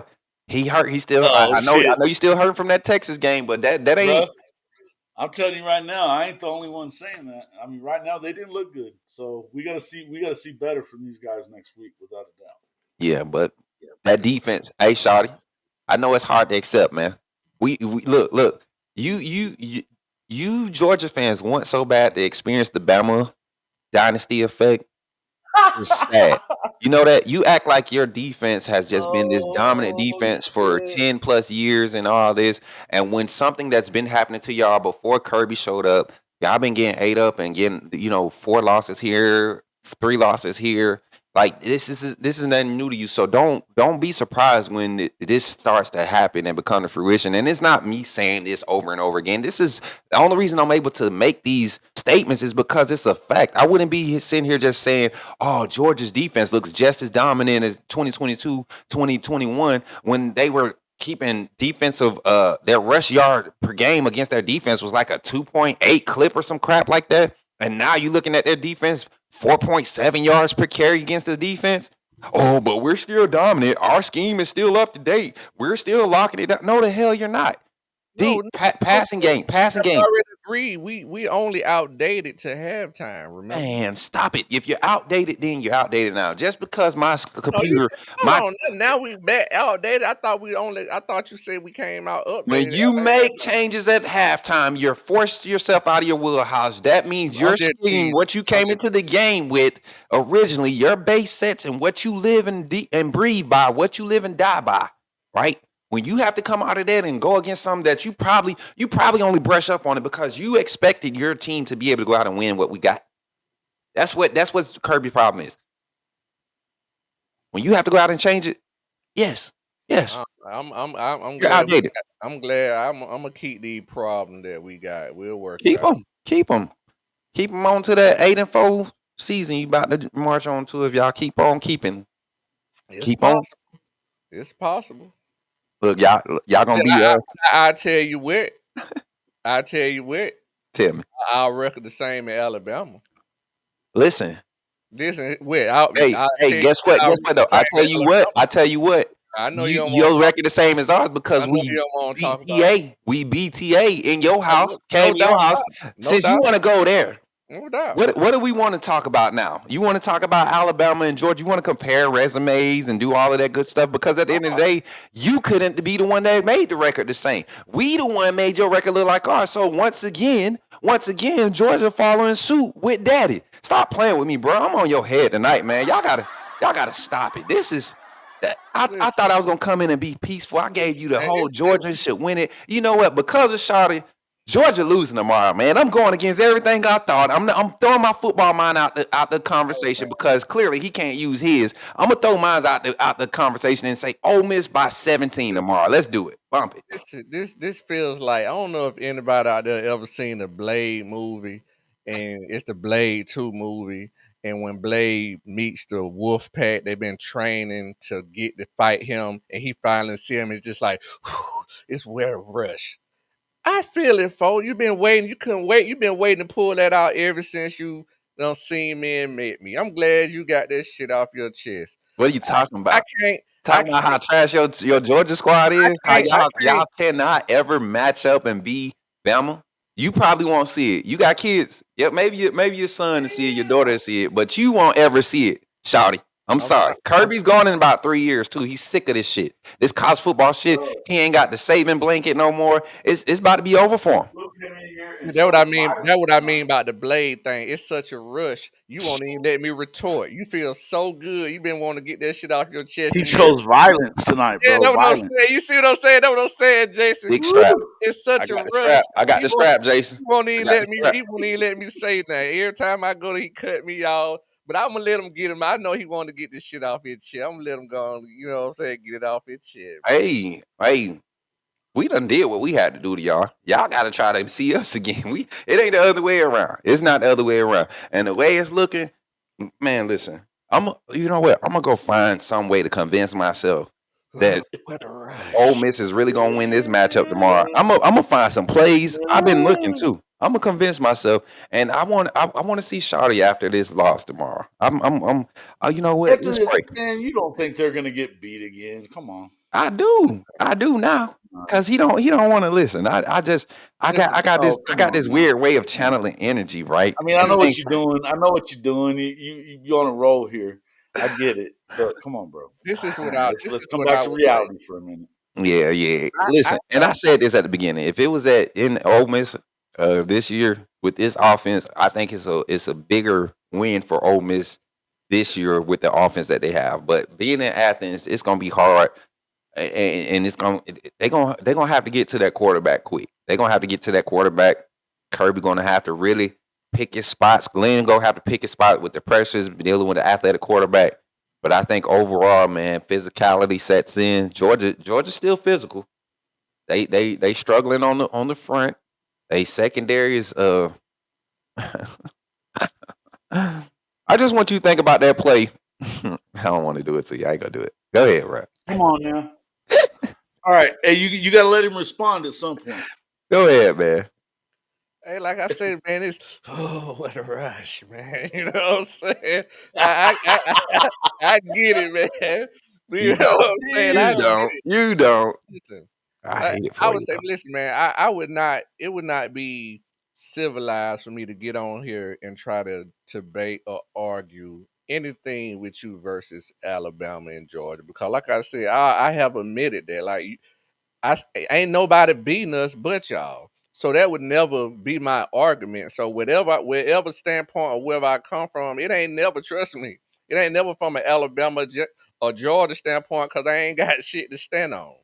You know what I'm saying? So it ain't never personally, but I see you want to, you don't really forgot about the argument and don't took it personal again me and just made about Georgia and Alabama because you wanted to get that shit off your chest so bad. You know what I'm saying? But it's cool. I'm glad you did. So now when we move forward and talk about football, we can stay on where we need to stay on and not have this about Georgia and Alabama. So that is that cool? You You've got been this? talking for like 2 minutes now. You have yet to say anything in response to what we started talking about. And that's You this know what I'm defensive talking about. scheme You being know, outdated. That's what I've been still talking about that. Your defensive scheme is still outdated. Like, man, you got away from that and got it personally to about some Georgia beating up on Alabama. You want to talk about no scheme and no. the one time I want to kick the field goal, kick the ball through the goalpost that you moved, you want to try to highlight it. Okay, thank you, I appreciate it.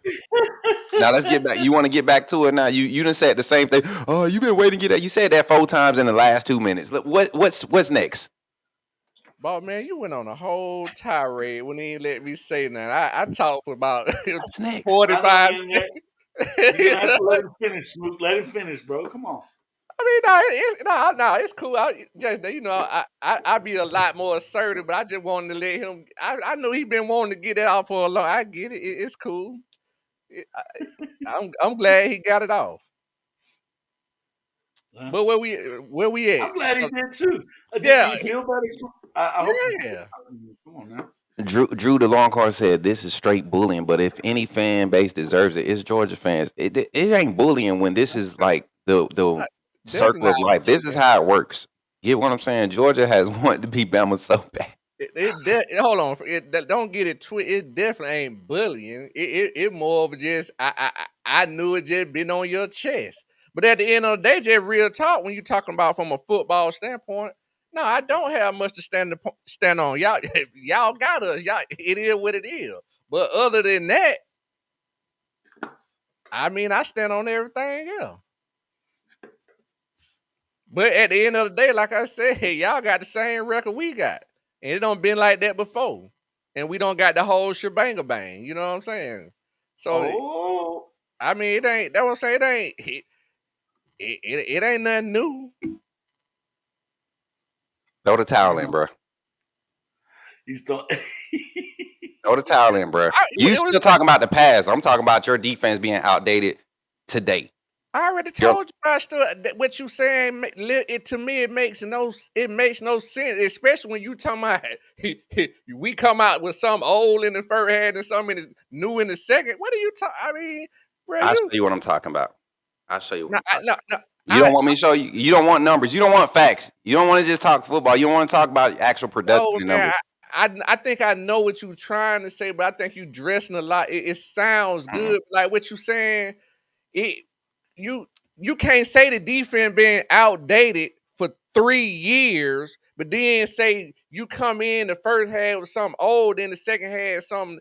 I'm just saying, like it don't.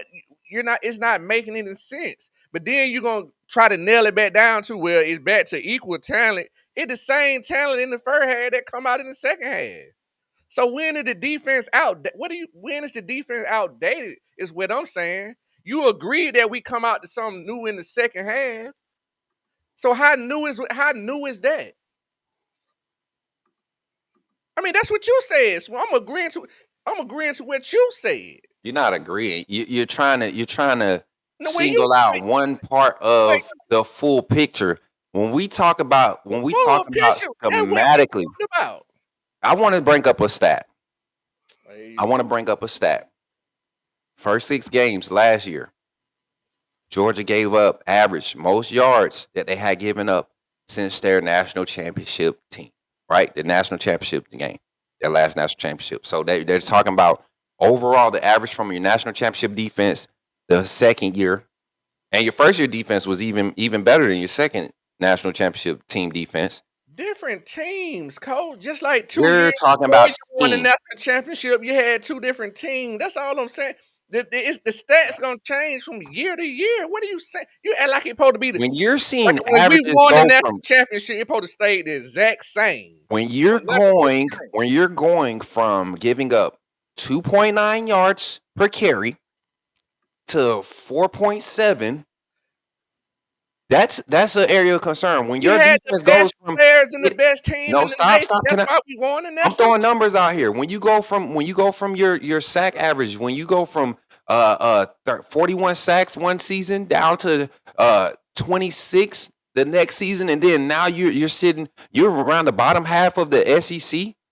As far as getting pressures and sacks on quarterbacks, you think that's just we just getting no, your scheme is getting outdated. People are finding ways to beat what you've been putting on film for the past 6-7 years, and you're not making changes over this time span. Me as an offensive coordinator, I can see tendencies in your play calling because of what you line up in every down, or let's say 70-80% of your play calling defensively. I could guess what you're doing based off of the tendencies that you displayed over the past 6 or 7 years. No coach. matter who your personnel is, That when shit you when, sound good. That shit ain't flying, coach. it is, that's how you're getting it. That's how you're finding That shit. yourselves in it. That That's what why you you look saying? like you did Don't against do it Tennessee. to me, coach. That's why you look like you So you did against saying Tennessee. so Kirby's not no longer a good coach because he's Who said outdated. that? Chat. Did I'm sorry, anybody? his scheme. I'm sorry, his scheme is no longer any good. He's It's not a I good. it's call your getting it's team getting trash. exposed. It's That's what outdated. they are, So, so, trash. thank you. So he just trash right now. He's not a good defensive coach. He's outdated. Yes, I said it. Man, you out your damn mind. Kirby's defensive scheme is outdated. Man, you I Okay. guarantee you he ain't gonna have no problem finding no job if you want to fire him. Nobody said he would. He's so outdated. Who the fuck would come? Like, You what know are how many you coaches saying? are getting hired? Look at Bill Belichick at Coach, you're USC. not You making talking any about sense, finding a bro. job? Anybody go find a job? A name Coach, can bring any type of. you're not making any sense. Bro, You what you the hell literally you talking talking about? you literally If he talking gonna about the find a job, best. Prime, You literally talking about Coach the best. Prime, Coach You Prime literally talking about the is probably best one of the coach. most One at a unproven. time, one at a time, one at a time, Man, fellas. because One he at a time. talking stupid now. He Hey, talking about Kirby gonna Hey, find hey, a job. hey, Of hold course, on, though. Hold his, on, hold his on. Y'all previous. gotta go one at a time, okay? he Gotta go don't one at a talk. time. Come He on. don't talk the whole thing. Yeah, I'm just gonna say one thing simple. give him a minute. Give him a retort. Come on now. I don't need but 10 seconds. You literally telling me the best coach in the nation, arguably top 4 coach in the nation, shit is outdated. He's trash. It's outdated. And call your team trash. Because that's what they are, trash. I don't need but 10 seconds, Jason. That's what he's telling me. Kirby Smart, arguably the top 5 coach, I'm going to say top 3 coach in the nation. Scheme is outdated and it's trash. That's what it sound like he said. No, that's what he don't say for the last 30 minutes. I'm glad you heard that part clearly.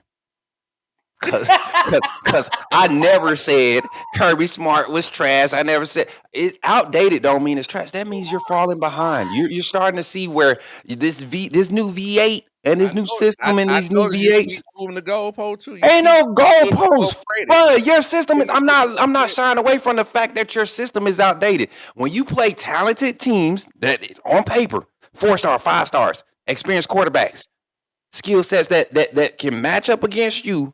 Your scheme gets exposed at a higher rate than it does when you out talent teams. Even let's go back. Come on, man.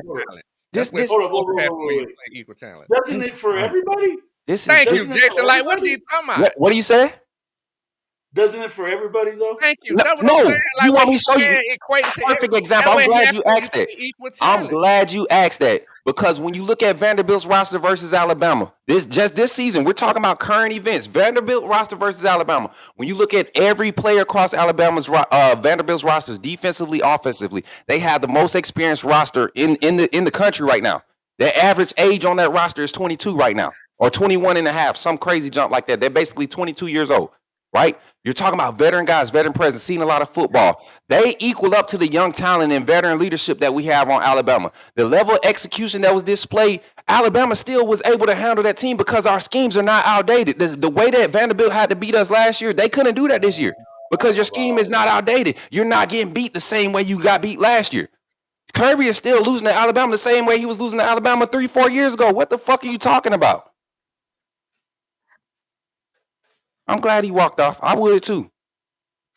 You're not making no sense. And the fact that you are sitting here trying to argue that the numbers, he's basically saying that the numbers don't matter. That's what he's saying. He's saying that the numbers don't matter. If everybody, what I'm saying though is that it's easy to say that, but anytime anybody plays somebody with equal talent, they're going to give up more than what they are against bad teams. That hasn't been the case for Ohio State. That hasn't been the case for Alabama against ranked opponents. Florida State is the only team. Florida, go look at the averages. Florida State set the averages so high the first game of the season. You go back and look. The only team that was able to bust rush yard average against Alabama was Georgia. And that's missed assignments, missed keys. Everybody watched that game, saw the missed assignments on the edge. But you look at overall averages, you're talking about talented teams. Alabama's been able to keep everybody either at or under. We did the same thing against Missouri. They had the top rusher in the country coming into that game. What do? Top offensive line, all these different pennants talking about this high rated, this whatever phase of their offense. Look at what Alabama did to their averages and why they were able to go on the road and win that game.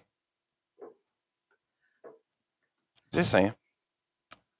Equal talent, your scheme, when you're able to coach and your scheme allows you to be versatile in your adjustments, right? When you're not coming out of your wheelhouse and you got guys in space doing stuff they don't know what they're doing because they're not practicing that 75, 80% of the time in practice.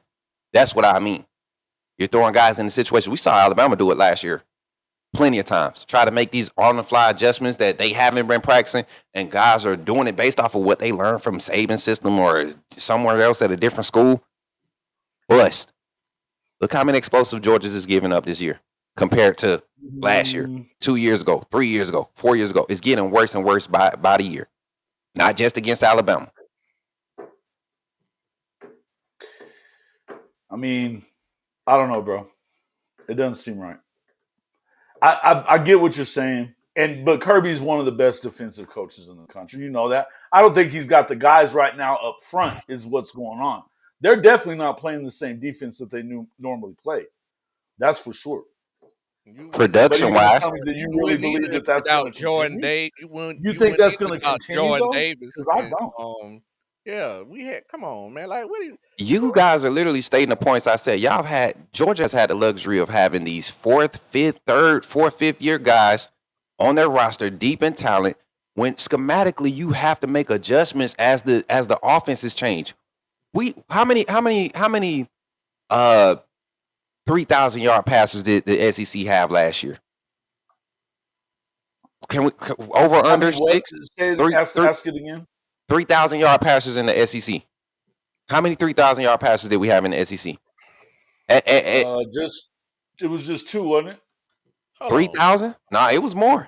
It was more. We had a lot of 2,500 plus, 2,800 plus. Alabama just is adapting to with everything they need to adapt to. Right? Kane Wommack system is shown. It's been proven the past 7-8 years. Y'all ready to fire that man? I'm not just talking about Alabama. Y'all ready to fire y'all whole? That's Kangaroo Black lame ass talking that stupid shit. That ain't y'all. That ain't y'all. Anybody that's been watching Alabama defense and listening to the people that actually know football know that Kane Wommack and that system. I don't know if you got a thesaurus, a Wikipedia, all those big ass words and big ass words, schemes and stuff you like to use. Hey, bro, that shit ain't man. Hey, man. See what that Georgia education doing, hey, bro. No, at the end of the day, like you literally talking about the man who got an outdated. You talking about the man, the big coach in the nation, got an outdated scheme. It's just getting worse and worse. He just won. And I noticed you only saying it after he done the 2 years after the national championship. For you can't win national championship every year. You got to expect some kind of drop off. That's all I'm saying, Coach. Give us some credit. I'm saying you got to expect some kind of drop off. I think we're gonna have to see more from them this year. They haven't. Look, if I'm concerned about them right now because I've watched them give up. Pretty much, you could do whatever you wanted. Tennessee and Bama did whatever they wanted to. But I think Bama's the best team in the conference too. Jason, but I'm saying, from the two national championship teams, the type of defense we were playing. What I'm saying is, you don't expect no kind of drop off. That's all I'm saying. You're gonna have to have some times. Look, Bama was dropping off with Saban at the end. We weren't that good 2 years prior to us winning 2 back-to-back national championships. We ramped it up. So all I'm saying offensively, defensively, what Kirby came in with defensively, that was the trend of how teams were winning at that time. The last 4 to 5 years, you've seen these space-eating offenses ramped up till we won 2 back-to-backs. It's just that simple. When you want to talk let's move on to some other games, bro. Let's move on. I'm over it, cuz I really want Ole Miss to just throw for 400. I want to hear what y'all thought about Miami getting beat tonight. I called it on my show Friday morning. I mean, Wednesday. I think it was Wednesday or Thursday. I talked about how much they was going to pass it. I did not expect them to be able to run on the perimeter like they were. Miami defensive front shook off of that first drive. They was shook the rest of the game. Listen, Louisville's got a pretty nice defense too, man. They got pretty good defense. They couldn't run on them. Too, they weren't running on them. He is a stud. Number was it 0? The Zero is a stud, bro. No doubt, man. That tight end, man. Hell yeah, he is. God, homie can play, man. Like I say, I don't know who the best team in the country. Like I say, like who is the best team in the country? I mean, even the conference, but country too. I mean, it's tough to say. Best team in the country right now? Mm-hmm. Is it Ohio State to you? I gotta go with Ohio State, man. They the And most. who they played to like prove that? That's the only thing, but I don't see no drop off from last year, and they won the national championship with this style of play. Better quarterback play this year, honestly. They doing what they Well, supposed to. I'll give you that. I think Salem. I think Sayan's good. I think he's real good, and they got Jeremiah. They still got a monster at run at receiver. I like their defense too, but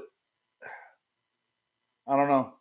I haven't seen them tested yet at all. Yeah, and that's the only thing. But until proven That's kind otherwise, of the point, though. Like they made it like if they better than everybody, when do you get tested? Because I don't think nobody Well, in but come on, bro. Let's be real about it. they It's don't not play. They just don't play another it's not. ranked They're team playing in the throughout the Big Ten. season. They're not playing in the SEC. Come That's the on. point. That's what I'm saying about being tested. If they don't play anybody, because they don't play another ranked team for the rest of the year. Ohio State, Indiana, and is one Michigan more. dropped out of the Oregon, rankings, Oregon. so It's Oregon. They don't play another Yeah, ranked team for the rest of the year. So when you're talking about being tested, I'm just saying I'm agreeing with you to your point. If you don't play nobody, when are you ever tested? You see what I'm saying? But they'll do still you end think up. Penn State bounces back a little bit with Franklin out? Nah, nah, hell nah, hell nah. I just I It goes tits up from now. It goes tits up. not tits up, but they don't compete against Ohio State. They don't compete against Ohio State, and then it's at home They against should have enough to go up against them, but no, they done. not in Ohio State this year. Not after getting rid of Franklin. I mean the some energy on wild shit though. That was a wild, quick turn of events, was that's it not? crazy, right? That's crazy. Like Yeah. What usually were y'all's thoughts? What did you think about that? I mean, like to me, I'm like, whoa, bro, 3-3 though. I mean, and I get it. 0-3 in the look, conference. losing back to back to UCLA and Northwestern. That's That gonna that's get hurt. you in some kind of situation for sure, Yeah, right? But bro, this dude's won 11 games like 4 years in a row. that's what I'm saying. Like you give them you. That's I mean, time to he get started. stale. Hey, Shawty, the same thing happened with Mark Rick though. That's what I'm You saying. just, It's time to get stale. You get. I don't care whatever standards you set. If it's 10 games, 9 games, you can't keep winning 9 and 10 games. You get old. almost there. Not when there's Natties out there. Hell no. That, that, No. that almost there narrative it gets old after about 2 years. And now you remember it used to be able to last 4 or 5 years back before NIL and portal. Now it's 2 years, man. Billy Napier on the clock. You don't- Yeah, bro. Billy's out. They said he's already out. Yeah, That, like yeah, he's they gonna coach tomorrow, but it doesn't matter what happens in that game. He's out. him, and then think about it. Hugh Freeze at Auburn too. Come on, man. This is Bro. I don't know what they said that as soon as it's obvious they can't get to 8, he's out. So that's what next week. yeah. Well, that's the same with Christian Ball. Look what he doing. Look what Sanders he said. That season last year and this year, you probably should win 10, 11 games. Like, bro, that's Bro, what you do. Cristobal lost. I mean, he lost that Georgia Tech game, then turned around and blew a 21-point lead at Syracuse That was crazy. to miss the conference title game. Oh, look, comment. What about Taco Tech? What about Texas Tech? I watched them play the last 2 weeks, man. I just don't think they played anybody, but they dominating people. They are, Dominating. but they're playing in the Big 12. Let's not forget. I know. I'm saying that, but they, like we just said for Ohio State, we can't control who they play as far as conference opponents. How everybody else No, recruited. but I'm not giving Ohio State a guarantee either, though. That's my thing. I got to say that until I see them play somebody that matters, you know what I mean? Man, for whatever reason, I'm not. Your guys' chat isn't showing up for me. But after the Huskers shit the bed up in Minneapolis tonight, there's another one. Oh yeah. Is there any chance for Rule in College Park? What? With Matt Rule. Or you mean Penn State? That's not College Park. Are you talking about Maryland? You're talking about Happy Valley. I know you didn't say College Park for Happy Valley. Tech would be 5-7 with OU I schedule. think old boy might take the Florida job. Who? Franklin? Franklin. They're Oh, saying they're just sure it's going to be Billy Napier. yeah. I'm not sure what it is. Or not Billy. I mean, it's going to be Lane Kiffin. Sorry, Man, Ah, Lane Kiffin they ain't going swear nowhere. it's going to be Lane, and I don't think Lane's going anywhere. Nah. not for another 3 years, 3-4 years before he think about it. Especially with these 2 recruiting classes he done pulled this Bro, he 26 class. doesn't have any reason to leave Ole Miss, bro. Yeah, Right. he got. The dude is they're gonna build the dude a statue outside if he has another 10-win season, bro. Facts. And then That Florida job will always be there. If he can get it now, he can get it whenever he get ready to leave Ole Miss. yeah. I don't think that's gonna be. I mean, to me, see, 10 years ago, Lane was that. That was what he was being trying to get those jobs. He had 2 of those jobs. Between Tennessee and SC, and then I mean, you get fired on the tarmac, and then pitchforks are out whenever you leave in Tennessee. You know what I mean? But it just wouldn't make no sense to go like nowhere in the SEC unless it would had to be like Georgia or No, Alabama. like why would you exactly when Texas. you're already beating Florida Yeah, at that's what Ole I'm Miss? saying. Why And would you take that yeah. job? I'm not with them. You know who Hightop was saying today that it would be his favorite, and he's picking up steam. Cliff Kingsbury. What? I'm like, y'all got to be high. You know what? You know who I would look for? You I know can who I see would look for truly for Florida though? And this name it was hot in the coaching carousel 2 years ago when Alabama was looking for a defensive coordinator and assistant head coach, Kirby Moore out in Missouri. I wouldn't be surprised if his first big time job would be as Florida head coach. I would not be surprised. I feel like Florida might go back to defensive. They don't want, but that's what they're saying is that they don't want to do this learning on the job. They want the guy that's already been a big time head coach. And Of that course we I want to think go that's to what's the messing NFL. up a lot of teams in college football. That's what I said. They were talking about Signetti, and I'm like, okay, so wait, Signetti was at Old Dominion 2 years ago, and the motherfucker just got 12.6. Like, what are we doing?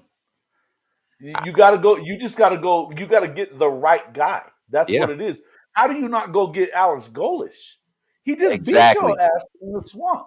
Not only that, but this is a guy that they could have went and pulled on Florida staff when he was leaving when he got the USF job. Yep. He has some deep ties out there in Gainesville and in that program. I'm I'm telling telling you, you. it can be, and that'll be dangerous. Alex Golish at Florida with DJ Lagway for 2 years, and some of the offensive pieces they bringing in, and then you mess around and get you a coordinator. Like I said, I wouldn't be surprised if Kirby Moore makes the leap for a paycheck after this season. He's been doing some quality things over at Missouri. And then I also heard in that mix for that Florida job, what's the gentleman name out at SMU? Rhett Lashley, is that his name? I wouldn't be surprised if they try to go like it's going to be. It's going to have to be somebody that's moving forward with the transition of college football, not the old mindset guys that don't want to utilize Porter. That's not about getting into the business sides, business relationship building. Like a lot of this is affecting programs. North Carolina's going nowhere right now. Bill Belichick, that publicity stunt, we see what it is. He's a great coach. I think Bill Belichick, one of the greatest coaches of all time on any level. College. He ain't good for college. I mean, as He far said, as coaching the game and knowing the game, and But college is turning into the pros. You're gonna have to give him time, or it's not gonna work. man, facts. they don't give me no bitch. I ain't sending my child. They don't give me Drew, no bitch. Don't Drew said, Coach O said he back in, y'all. Coach O go down to Florida.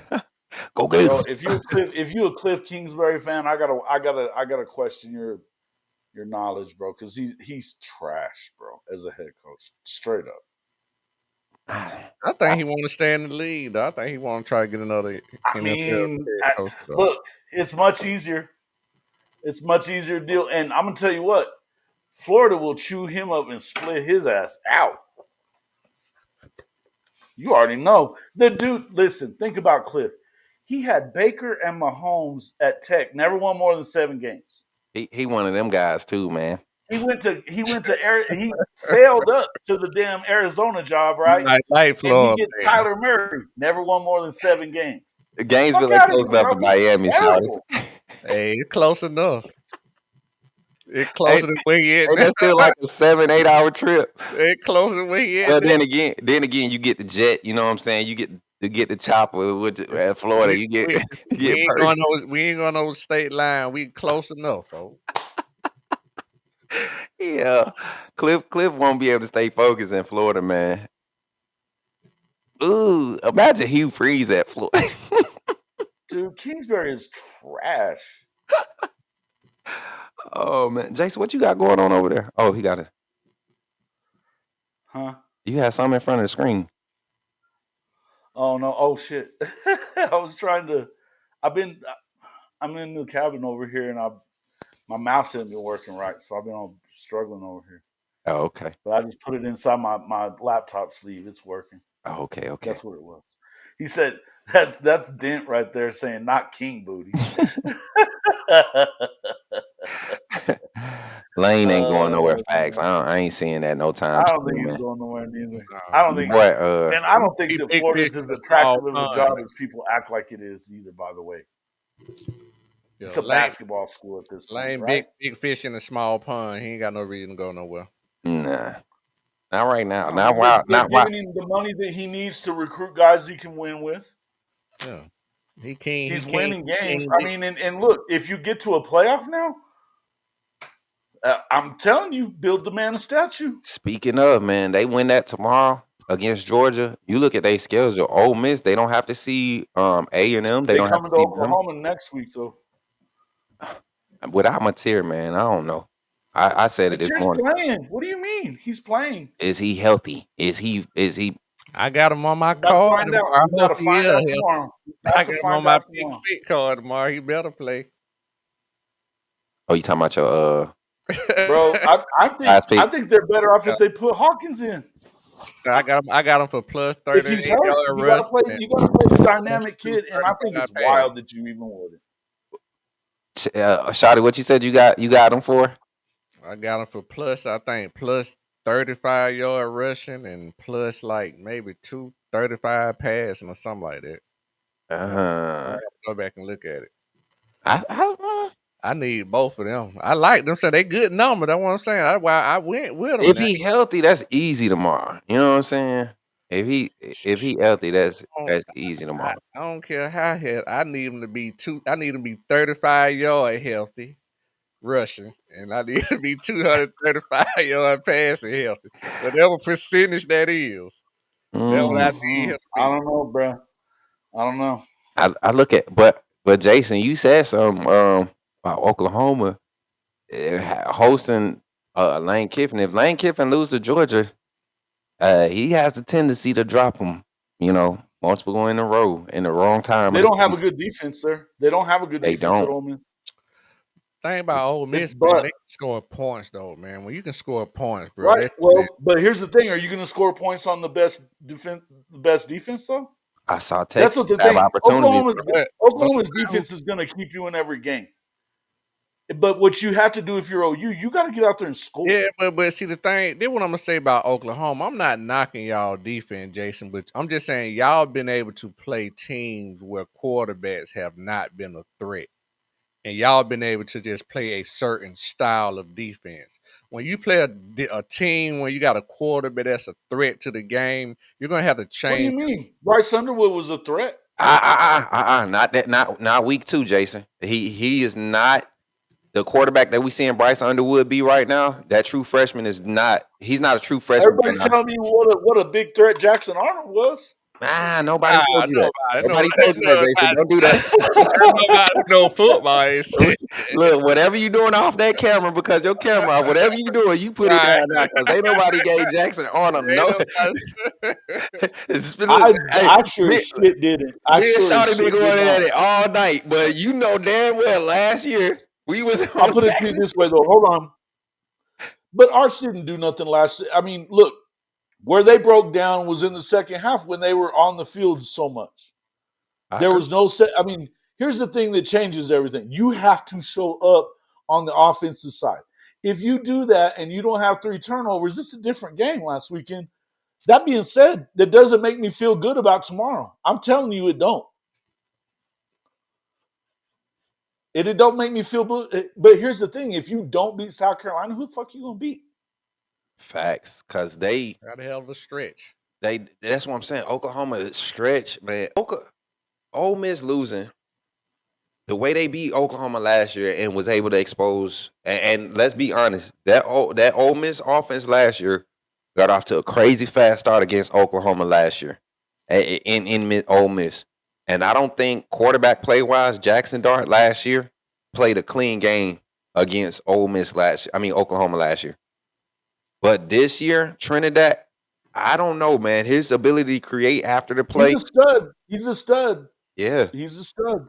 And But they got big play receivers too that catch He it. looked like ass against Wazoo last week, but I think that they definitely overlooked them. Yeah, they slept walk on that one. I said there from the jump. They were getting ready for this week for sure. Yeah, especially on the defensive side, they were trying to do all these BS bait. But that's moves. the problem is they don't have a very good defense, bro. Yeah, how you trying to bait somebody and you getting you getting lit up in the passing game every week in and week out. But I laugh at it because I try to tell Bama fans as good as we look, man, this is a week in week out league. And what you mean good as y'all look? Look good as y'all look and what?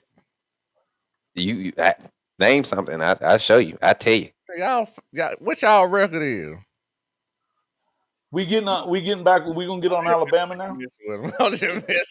I was gonna ask you. You know our record. You the one watching our record more than we is. It's the same record ours is. Look, that's all. But yeah, go ahead, Jason. I just want to make sure we had the same record. No, I mean we can move, but I'm just saying. Okay, so now you got Bama and Tennessee though.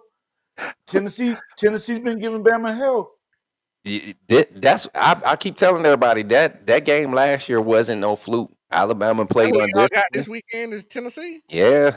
Oh. But we hosting them this year, and like I said, same thing I've been saying about what's the name on their little 6-game home game. No wonder you've been deflecting all night, cause you ain't want to talk about Tennessee and why not?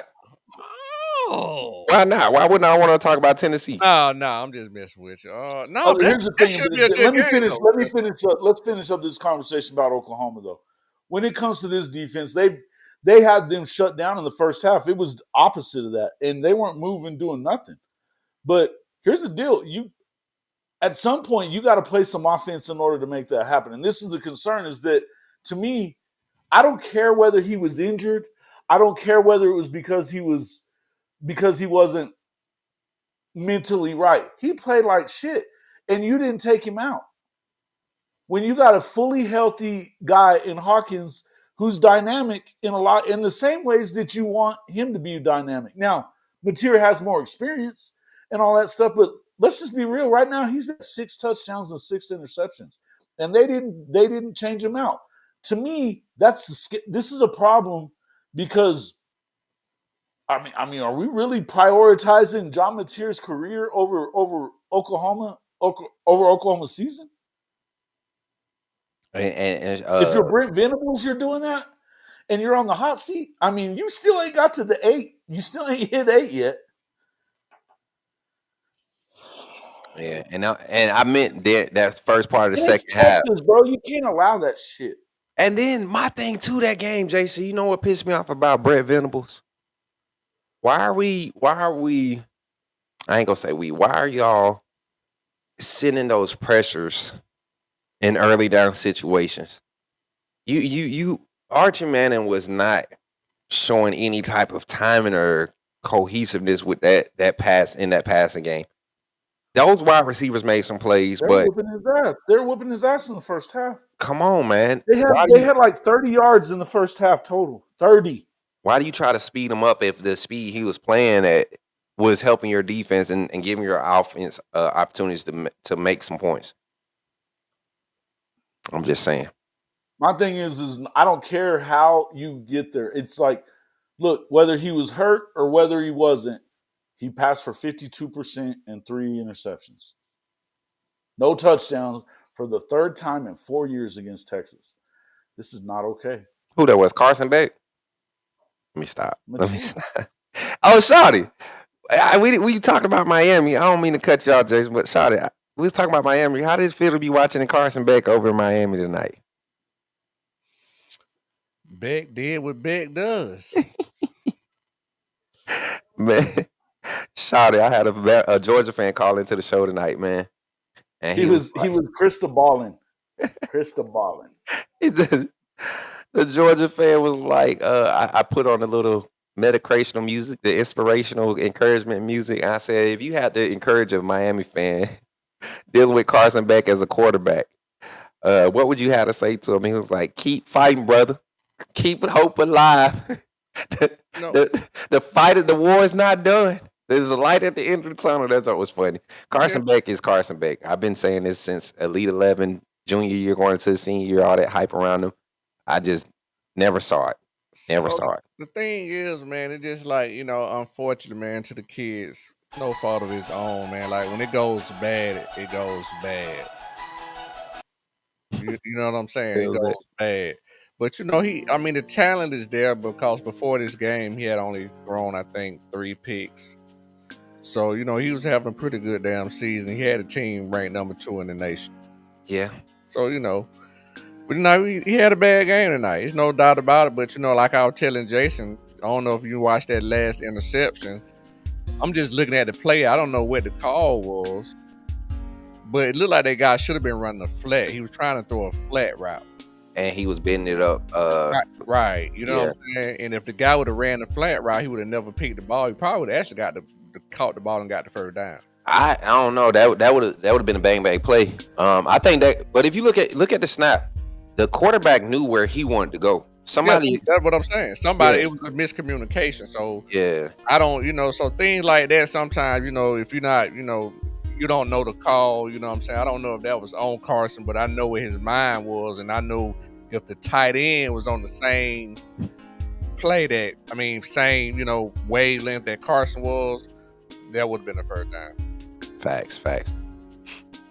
I'm laughing, man, because tomorrow gonna be week 5 was the week for me when we played Georgia, some other big games that week.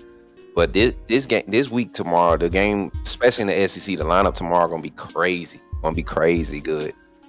I think LSU Vandy starting the day off. That's gonna be a good one. LSU going on the road. Vandy plays crazy good in the middle of the day. I mean, well, because it's Vandy, and it's not this Vandy that you expecting to see. That's a ball game, bro. That's a ball game right there. Yeah, Vandy favor shit. That's my whole point. Like it's a total upside down type of thing. Like this is something that you just want to see it because you don't expect Vandy to win. You don't expect them to be. Oh, you got to be shitting me with this strength of schedule crap, Drew the Longhorn. Shut the fuck up. Oh my God. You played one strong team to date. Let's be honest. They played 3, but they've also played 3 god awful ones too. Come on, man! And he hasn't looked great in those games. Do you remember him flexing over the D2? Those two. Yeah, Florida's not good. Come on, let's be real. Jason, that's a disappointment. Music playing. Yeah, I got some music playing. Okay. I didn't know if it was just me. He ain't know if he had a notification come through or something. At some point, I was starting to enjoy it. No, I was starting to catch a beat. I had stopped listening to y'all. I was zoned in. I know they're right. I went to the sunken place. Man, why are we up right now? It's about to be 3:00 in the morning. That's my whole point. It's about to be 4:00. I'm fixing to get the fuck out of here myself, bro. We've been going for 2 hours. Why are we up? Nah, man, I was just, listen, give me some picks. Who do you got tomorrow in these games? Just hit the SEC, and then we'll pass on the rest. All right, let me see. I'm going to pull them up. But I want you to pick SC Notre Dame also. Okay. And I'll start with that one. I have, and this is in Notre Dame, right? Are we going to spread or just head up? What we got? No, I want to know who you think's winning. I mean, you can spread it if you want, but I'm saying, I want to know who you think is going to win. Just head up. I'm saying just head up. Yeah, head up. Yeah. I'm gonna go straight up. And you said it's in North Bend, right? I got South Bend, yeah. South Bend. I keep saying North Bend, but I think I'm gonna take. I don't know, man, because USC look like they actually about to surge, man. Like they played last week, like they about to surge. So I don't know. I'm gonna go with the home team. I'm gonna go with home team Notre Dame. I think they step up. CJ Carter offense. They make enough plays. USC defense played with fire on the road. I think it'll be a little bit different. Trying to get into the game. I'm gonna go Notre Dame. I took USC and the points, but I like USC head up. I'm taking USC. Okay. In South Bend, huh? Yep. Okay. I'm gonna say I have a hard time thinking that they're going to win it outright. I think they'll cover, but I don't think they're winning it outright. I think Notre Dame. Here's the thing, people. I mean, number one, bro, their running attack is insane at Notre Dame, and they've been lightning. But here's the other thing. This CJ Carr is spinning it, bro, and they've got some receivers for him to throw to also. Now, Jaden Mahavid doing the same thing. Like him a lot. Think he's real good. I mean, but their defense is struggling, especially against the run. I think Notre Dame wins, but it could be a good one. Could be a good one. Yep. All right, then you got tomorrow SEC LSU Vanderbilt. I'm taking the home team in this one. I don't like LSU. Andy. I don't like LSU's defense for Diego Pavia and how they could play off schedule, the read option scheme. It'd be one thing if they were doing anything on offense, right? Right, but they're not. With their best quarterback in the league, and I think all of us on the panel are guilty of this. We talked preseason SEC quarterbacks in the offseason. Nussmeier has come out and he hasn't been able to be the catalyst to bring along this offense like you expected. They had so much talent around them last year; it kind of helped them. You know, he hasn't been able to carry a team, and that's going to bite them. They got a tough schedule to finish out in conference play, and I think they start the downslide with Vanderbilt tomorrow. I got Vanderbilt, and I think Vanderbilt more than covers the spread too. I think they more than cover the spread. It's 2.5. I think Vanderbilt covers this by like 12, 14, something like that. I got Pavia in one of my pick'ems too to pass for more than I think 208 yards. But at the end of the day, I'm going with all the branding and I'm going with all the what you think how football should be. I'm going with LSU. I don't believe in BK whatsoever. I think that they have fallen apart, and Nussmeier's hurt. They're not playing. They got Van Buren there, and they're not playing him. Something ain't right going on there. They can't run the ball. Give me Vandy. Give me Vandy all day. Tennessee, Alabama. Oh, y'all want me to go first? That's been the order. Listen, man, I got Alabama in a close one. And when I say close, my score won't say close, but the game played will feel like a close game. I got Alabama right now, 42, Tennessee, 28. And when I say a close one, it's one of those games where you see both offenses taking advantage of opportunities in between the defenses. Second half adjustments this season, Tim Banks has struggled. Tennessee's defense has struggled in second half adjustments. Kane Womack defense is getting better week in and week out. We've seen them play better defense in the second half the last 3 weeks against ranked opponents, 2 of them being on the road. I think Alabama pulls this one out. And like I said, a 42-28 game is closer than a lot of people are going to allow it to look like. And Tennessee is going to play a tough brand of ball. I think they'll just have too many turnovers offensively and won't be able to run the ball against our defense. Right now, I don't have no money on either one of those teams, and I just so happen to hate one more than the other right now. So, damn, Alabama. I like Tennessee to win. I don't care. Okay. Oh, that was great. That was awesome. Analysis. Analysis. But, listen, I can't take Tennessee here because what Alabama does really well, Tennessee's struggling. And look, their two best, their only DBs are out. they're going to eat them alive They in the was out secondary. before the year, so they've been playing with that since the beginning of the year. They haven't played Alabama, bro. They havened played Alabama, My turn, Hey, they and DBs. they let a Georgia look, man. I was just They about to let say they Gunner just come let in Joe there and Gunner look like Stockton. Dan Marino. They let Come on. Gunner come in and look like Dan Marino too. And if you think Gunner Stockton and that receiving core is the same caliber right now, or even It the ain't. offensive line as Alabama, you're mistaken. And y'all did that to them in their house.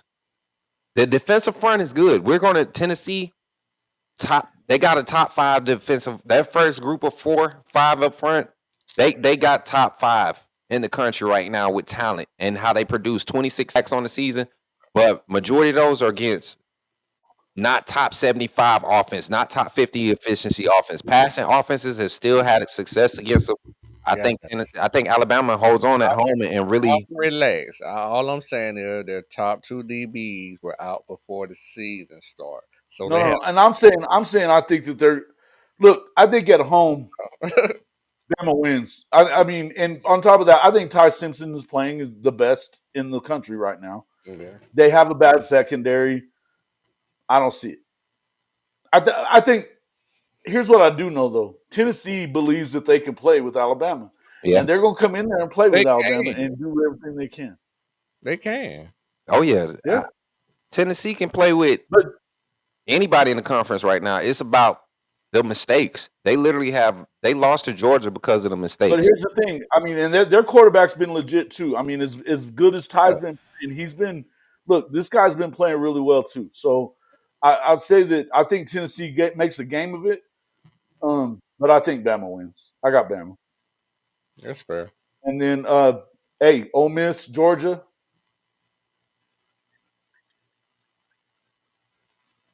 You already picked Ole Miss there, didn't you? Hey, I'm going with Ole Miss. I'm sick of Shotty. I'm sick of Shotty. I want to see that crying face tomorrow after the game, and they play at 2:30. So don't be trying to act like you sleep. Don't. And call your team trash. Cause that's what they are. Trash. No. Schematically though, let's talk about this game. Real talk. I have Georgia edging it out, but if they lose, it's going to be because the defense got outplayed badly by this offense and Trinidad's ability to create off schedule plays. I think Ole Miss covers the spread. I'll say that. I think they cover the spread.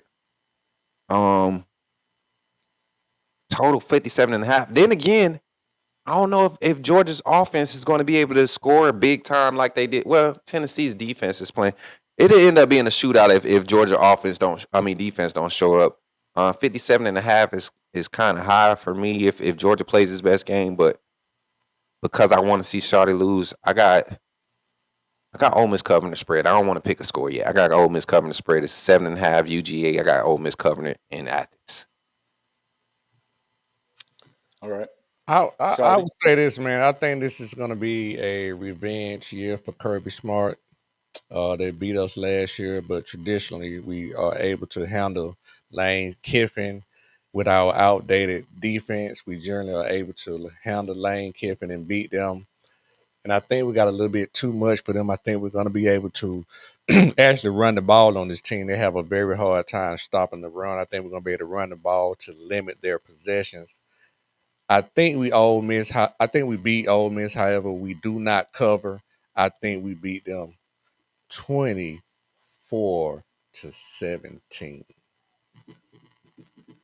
Oh, so Yeah, that Ole would Miss be covering 20 Ole what Miss covering. Yeah, because it's like 9.5, ain't it? 7.5. yeah, 7.5. 7.5. Let me see. Yeah, I got it. It dropped to 7 on my bookie. By Yeah, the way, if you go to my bookie, just now dropped like an hour ago. Looked like yeah, my bookie says -7. So that's, I mean, yeah, I don't know. I think Georgia wins. I think it's probably 24-20 type of game. Um, would it surprise me? Not necessarily, except for because I do think that Georgia's struggling a little bit on offense, and I like this quarterback a lot. I think Chambliss is he's been playing real well. In the end, I have a hard time believing that UGA is going to lose twice in the same year at home. I mean, it ain't Bama, and they ain't losing at home. I don't think so. That's just my thoughts. All right, Oklahoma on the road at South Carolina. Let's get tricky with this one. Let's get tricky with this one. Oklahoma giving 4.5. That's what I'm saying. Let's get tricky with this one because that 4.5 could easily turn into, South Carolina 4.5 easily, like because of material status. The way that Texas plays defense is similar, and that the protection, where their hot spots are, the makeup is similar at South Carolina. Spots in the secondary missing some pieces. The defensive line is probably their best asset. They got the linebacker, the edge rusher that's coming off the edge. You saw what most teams have been doing to take him out the game. If Oklahoma do that, they hold on in Columbia, but it's gonna be a tough game. I got Oklahoma 28, South Carolina 24. Oklahoma 28, South Carolina. No, Oklahoma 28, South Carolina 21. So covering. All right. Yeah, they'll cover. Listen, if you get to 28, that'd be the first time in the SEC they have done so. So I like hearing that part. I've got them winning 24-10. I think that South Carolina is the worst. And here's the thing. They have to win. I don't think that at this point, I don't understand, I'll tell you this much. If they don't go down there and win, they're missing the playoff. Yeah. And if they're missing the playoff, they may, I don't know, this is the worst team you got left on your schedule if you're OU. It's the worst one. If you can't win this one, I can't believe that you're going to win necessarily even 3 more. Man, this is this is right up BV's wheelhouse, man. When you got a quarterback who has not been proven to drive the ball down the field, BV is gonna send everybody in the stands with their popcorn and everything, and it's just gonna be a game. I think Oklahoma easily win this game, man. I'm gonna say 28-13. Yeah, I got 24-10. So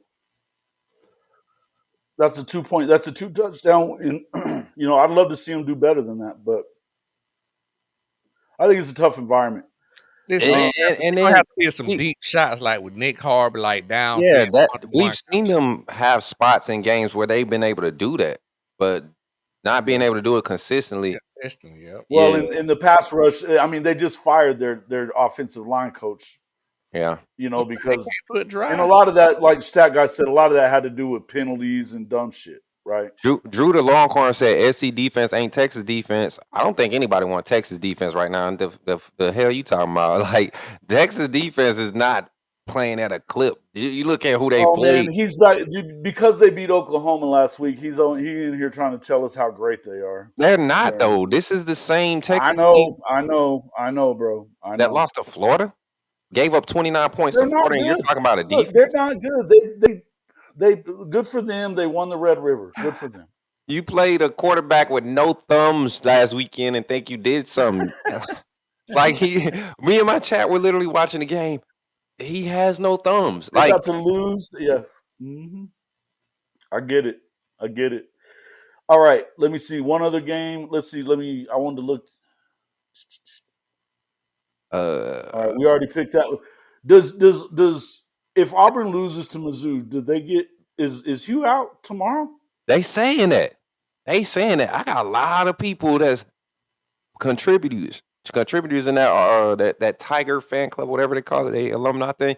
And how he lose, right? Depending on how he lose, right? Yeah. I mean, I don't even think it depends on how he lose because it's at home. If you lose at home, you just lost to Georgia last week. You had a chance to win, right? Blame it on the refs, whatever. But you had opportunities before that and you watched that game too last week. I know Georgia fans was like, man, what the hell is we doing? But then at the same time, everybody know when you go to Jordan Hare, Auburn, Alabama, we go to Jordan Hare, we know what's up. No moral victories. A loss, he out. Hey, so at home, you out, brother. You out. You don't get a pass losing to Missouri. Missouri, as good as they are, the boosters and all those people that really control what's happening every week. It's a new excuse. We're not catching any breaks, and we're not doing this, and it's never on Hugh. It's never on the way that they prepare. It's never on any of them. And so, if you're boosters around there, at some point you don't get sick of that shit. Man, come on, man. Hey, I know. You got one of the best wide receiver rooms in the country, and you won't put in a quarterback that ain't afraid to throw the motherfucker. Come One of on, them man. receiver might be at Georgia next year. Don't you ain't hear it from me. Cam ain't going nowhere. I'm sorry. I'm just saying. I tell you right now, that he's one of those kids. He's one of those kids just like Falk that's gonna stick it out at Auburn. Them Auburn born and bred type families that they come from. And Cam for sure. I know for sure. That's a terrible feeling, ain't it? That must be a terrible feeling. Man. Come on, man. It's like being an Okie Light fan. We saw Calvin Johnson go through it in college. Come on, man. You think Calvin Johnson really wanted to stay at Georgia Tech? Come on, man. But yeah, here's the deal. Look at this. There's not enough good head coaching candidates out there, and a lot of these programs are firing early to try and get a head start on one of the good coaches. That's true. Up and coming coach. That ain't wrong. And look, you know what? Hey, Franklin might be a perfect fit for there. For where? Auburn. Man, he is not built for this state of Alabama in the way that. Come on. I said in my you know what? They'll go in there. He'll win more games than Hugh did, but he makes a lot of excuses too. So I don't. Will he be able to recruit? Like I don't. Would want that job? Who's gonna want that job, bro? I don't know. Auburn is ugly right now. They might. You know what? Auburn might, and they should have. They're gonna be paying 3 coaches to not coach. That's what I'm saying. They're still paying Gus. They should have went and went on ahead and let Cadillac take that head coaching job for 2 or 3 years. You know they weren't. You know why he wasn't gonna get that job, bro. Look, blame it on his inexperience. Live with it. Go with the fan. That don't have nothing to do with it. I think it has everything to do with something else, and you already know. I know that part. Stop, Jason. You don't want to get canceled. Leave that to my channel. Listen. We know why that. I didn't say it. I'm just saying it didn't have a damn thing to do with experience, bro. I know, but you could have used that excuse with him at the helm while you did some things behind the scene to bring in your next opportunity, and they went and got Harrison, and what the hell was that? And then you got rid of one. You paid one to leave to bring in another one. Now you about to do the same with this one. Sucky. Meanwhile, Brian Herson got a brand new freshman kid looking like a Heisman in the future winner. Right. Wild. Crazy how it works. Hey, Texas A&M and Arkansas. They in Fayetteville. Play with Arkansas and Petrino if you want to. Sleep against them. You're gonna find yourself in the fourth quarter. They have a bad defense, but their offense is gonna put points on you, no doubt.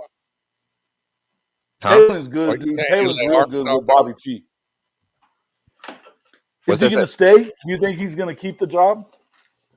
Is that what you're asking him? No, I'm sorry. I thought he was talking about the game. Were you talking about in terms of the game tomorrow? Yeah. You like Arkansas? I don't. I'm just saying.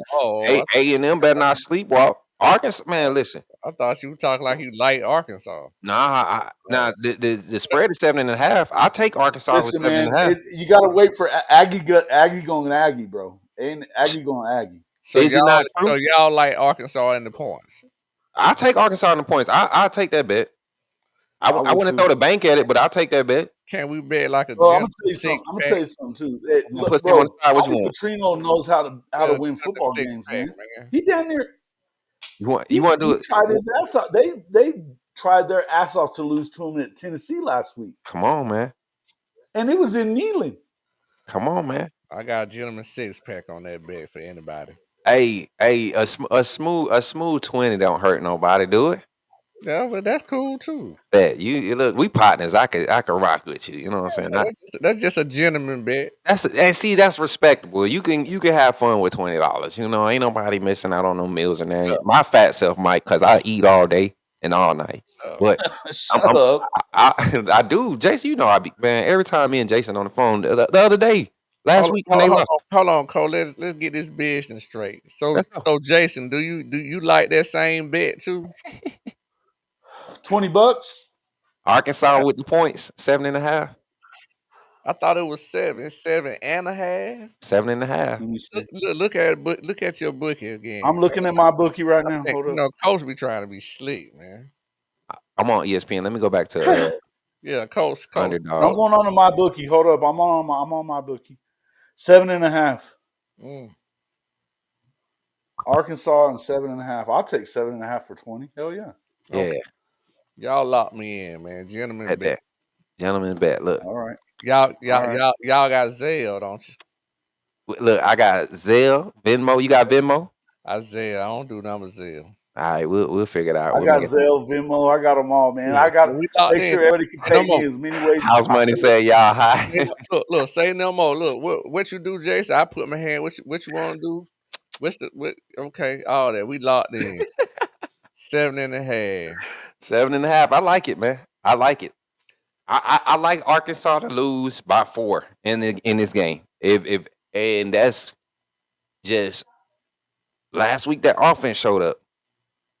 Their offense played Listen, a crazy game. This they're at week at home. home, You like They're at Arkansas to home. give me lose by 4? Why you don't give me that bet then? They're at home. no, They're at you home, taking bro. it. I'm not the expert. I just go with the money line. I base my opinions based off what the experts say on the money line. You're not getting me, brother. 7.5. We like it, and we keeping it. There 58 we and a go. half is the total. Yeah, I would definitely take the under house. Yeah, we taking the under there. Now, what if Bobby Petrino come out and Taylor Green goes for like But 350? they showed they He had a will. different. He They showed probably they had a will. different pizzazz last week. Like They don't have the best defense at at Texas A&M. Just don't let them fool you. They don't.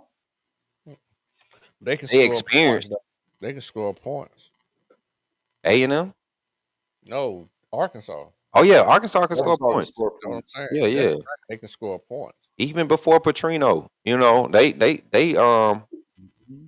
31-35 against Ole Miss. That's fine. They just don't need to score. Enough tomorrow. I get at y'all, boy, man. For sure, man. All right, bro. Appreciate you.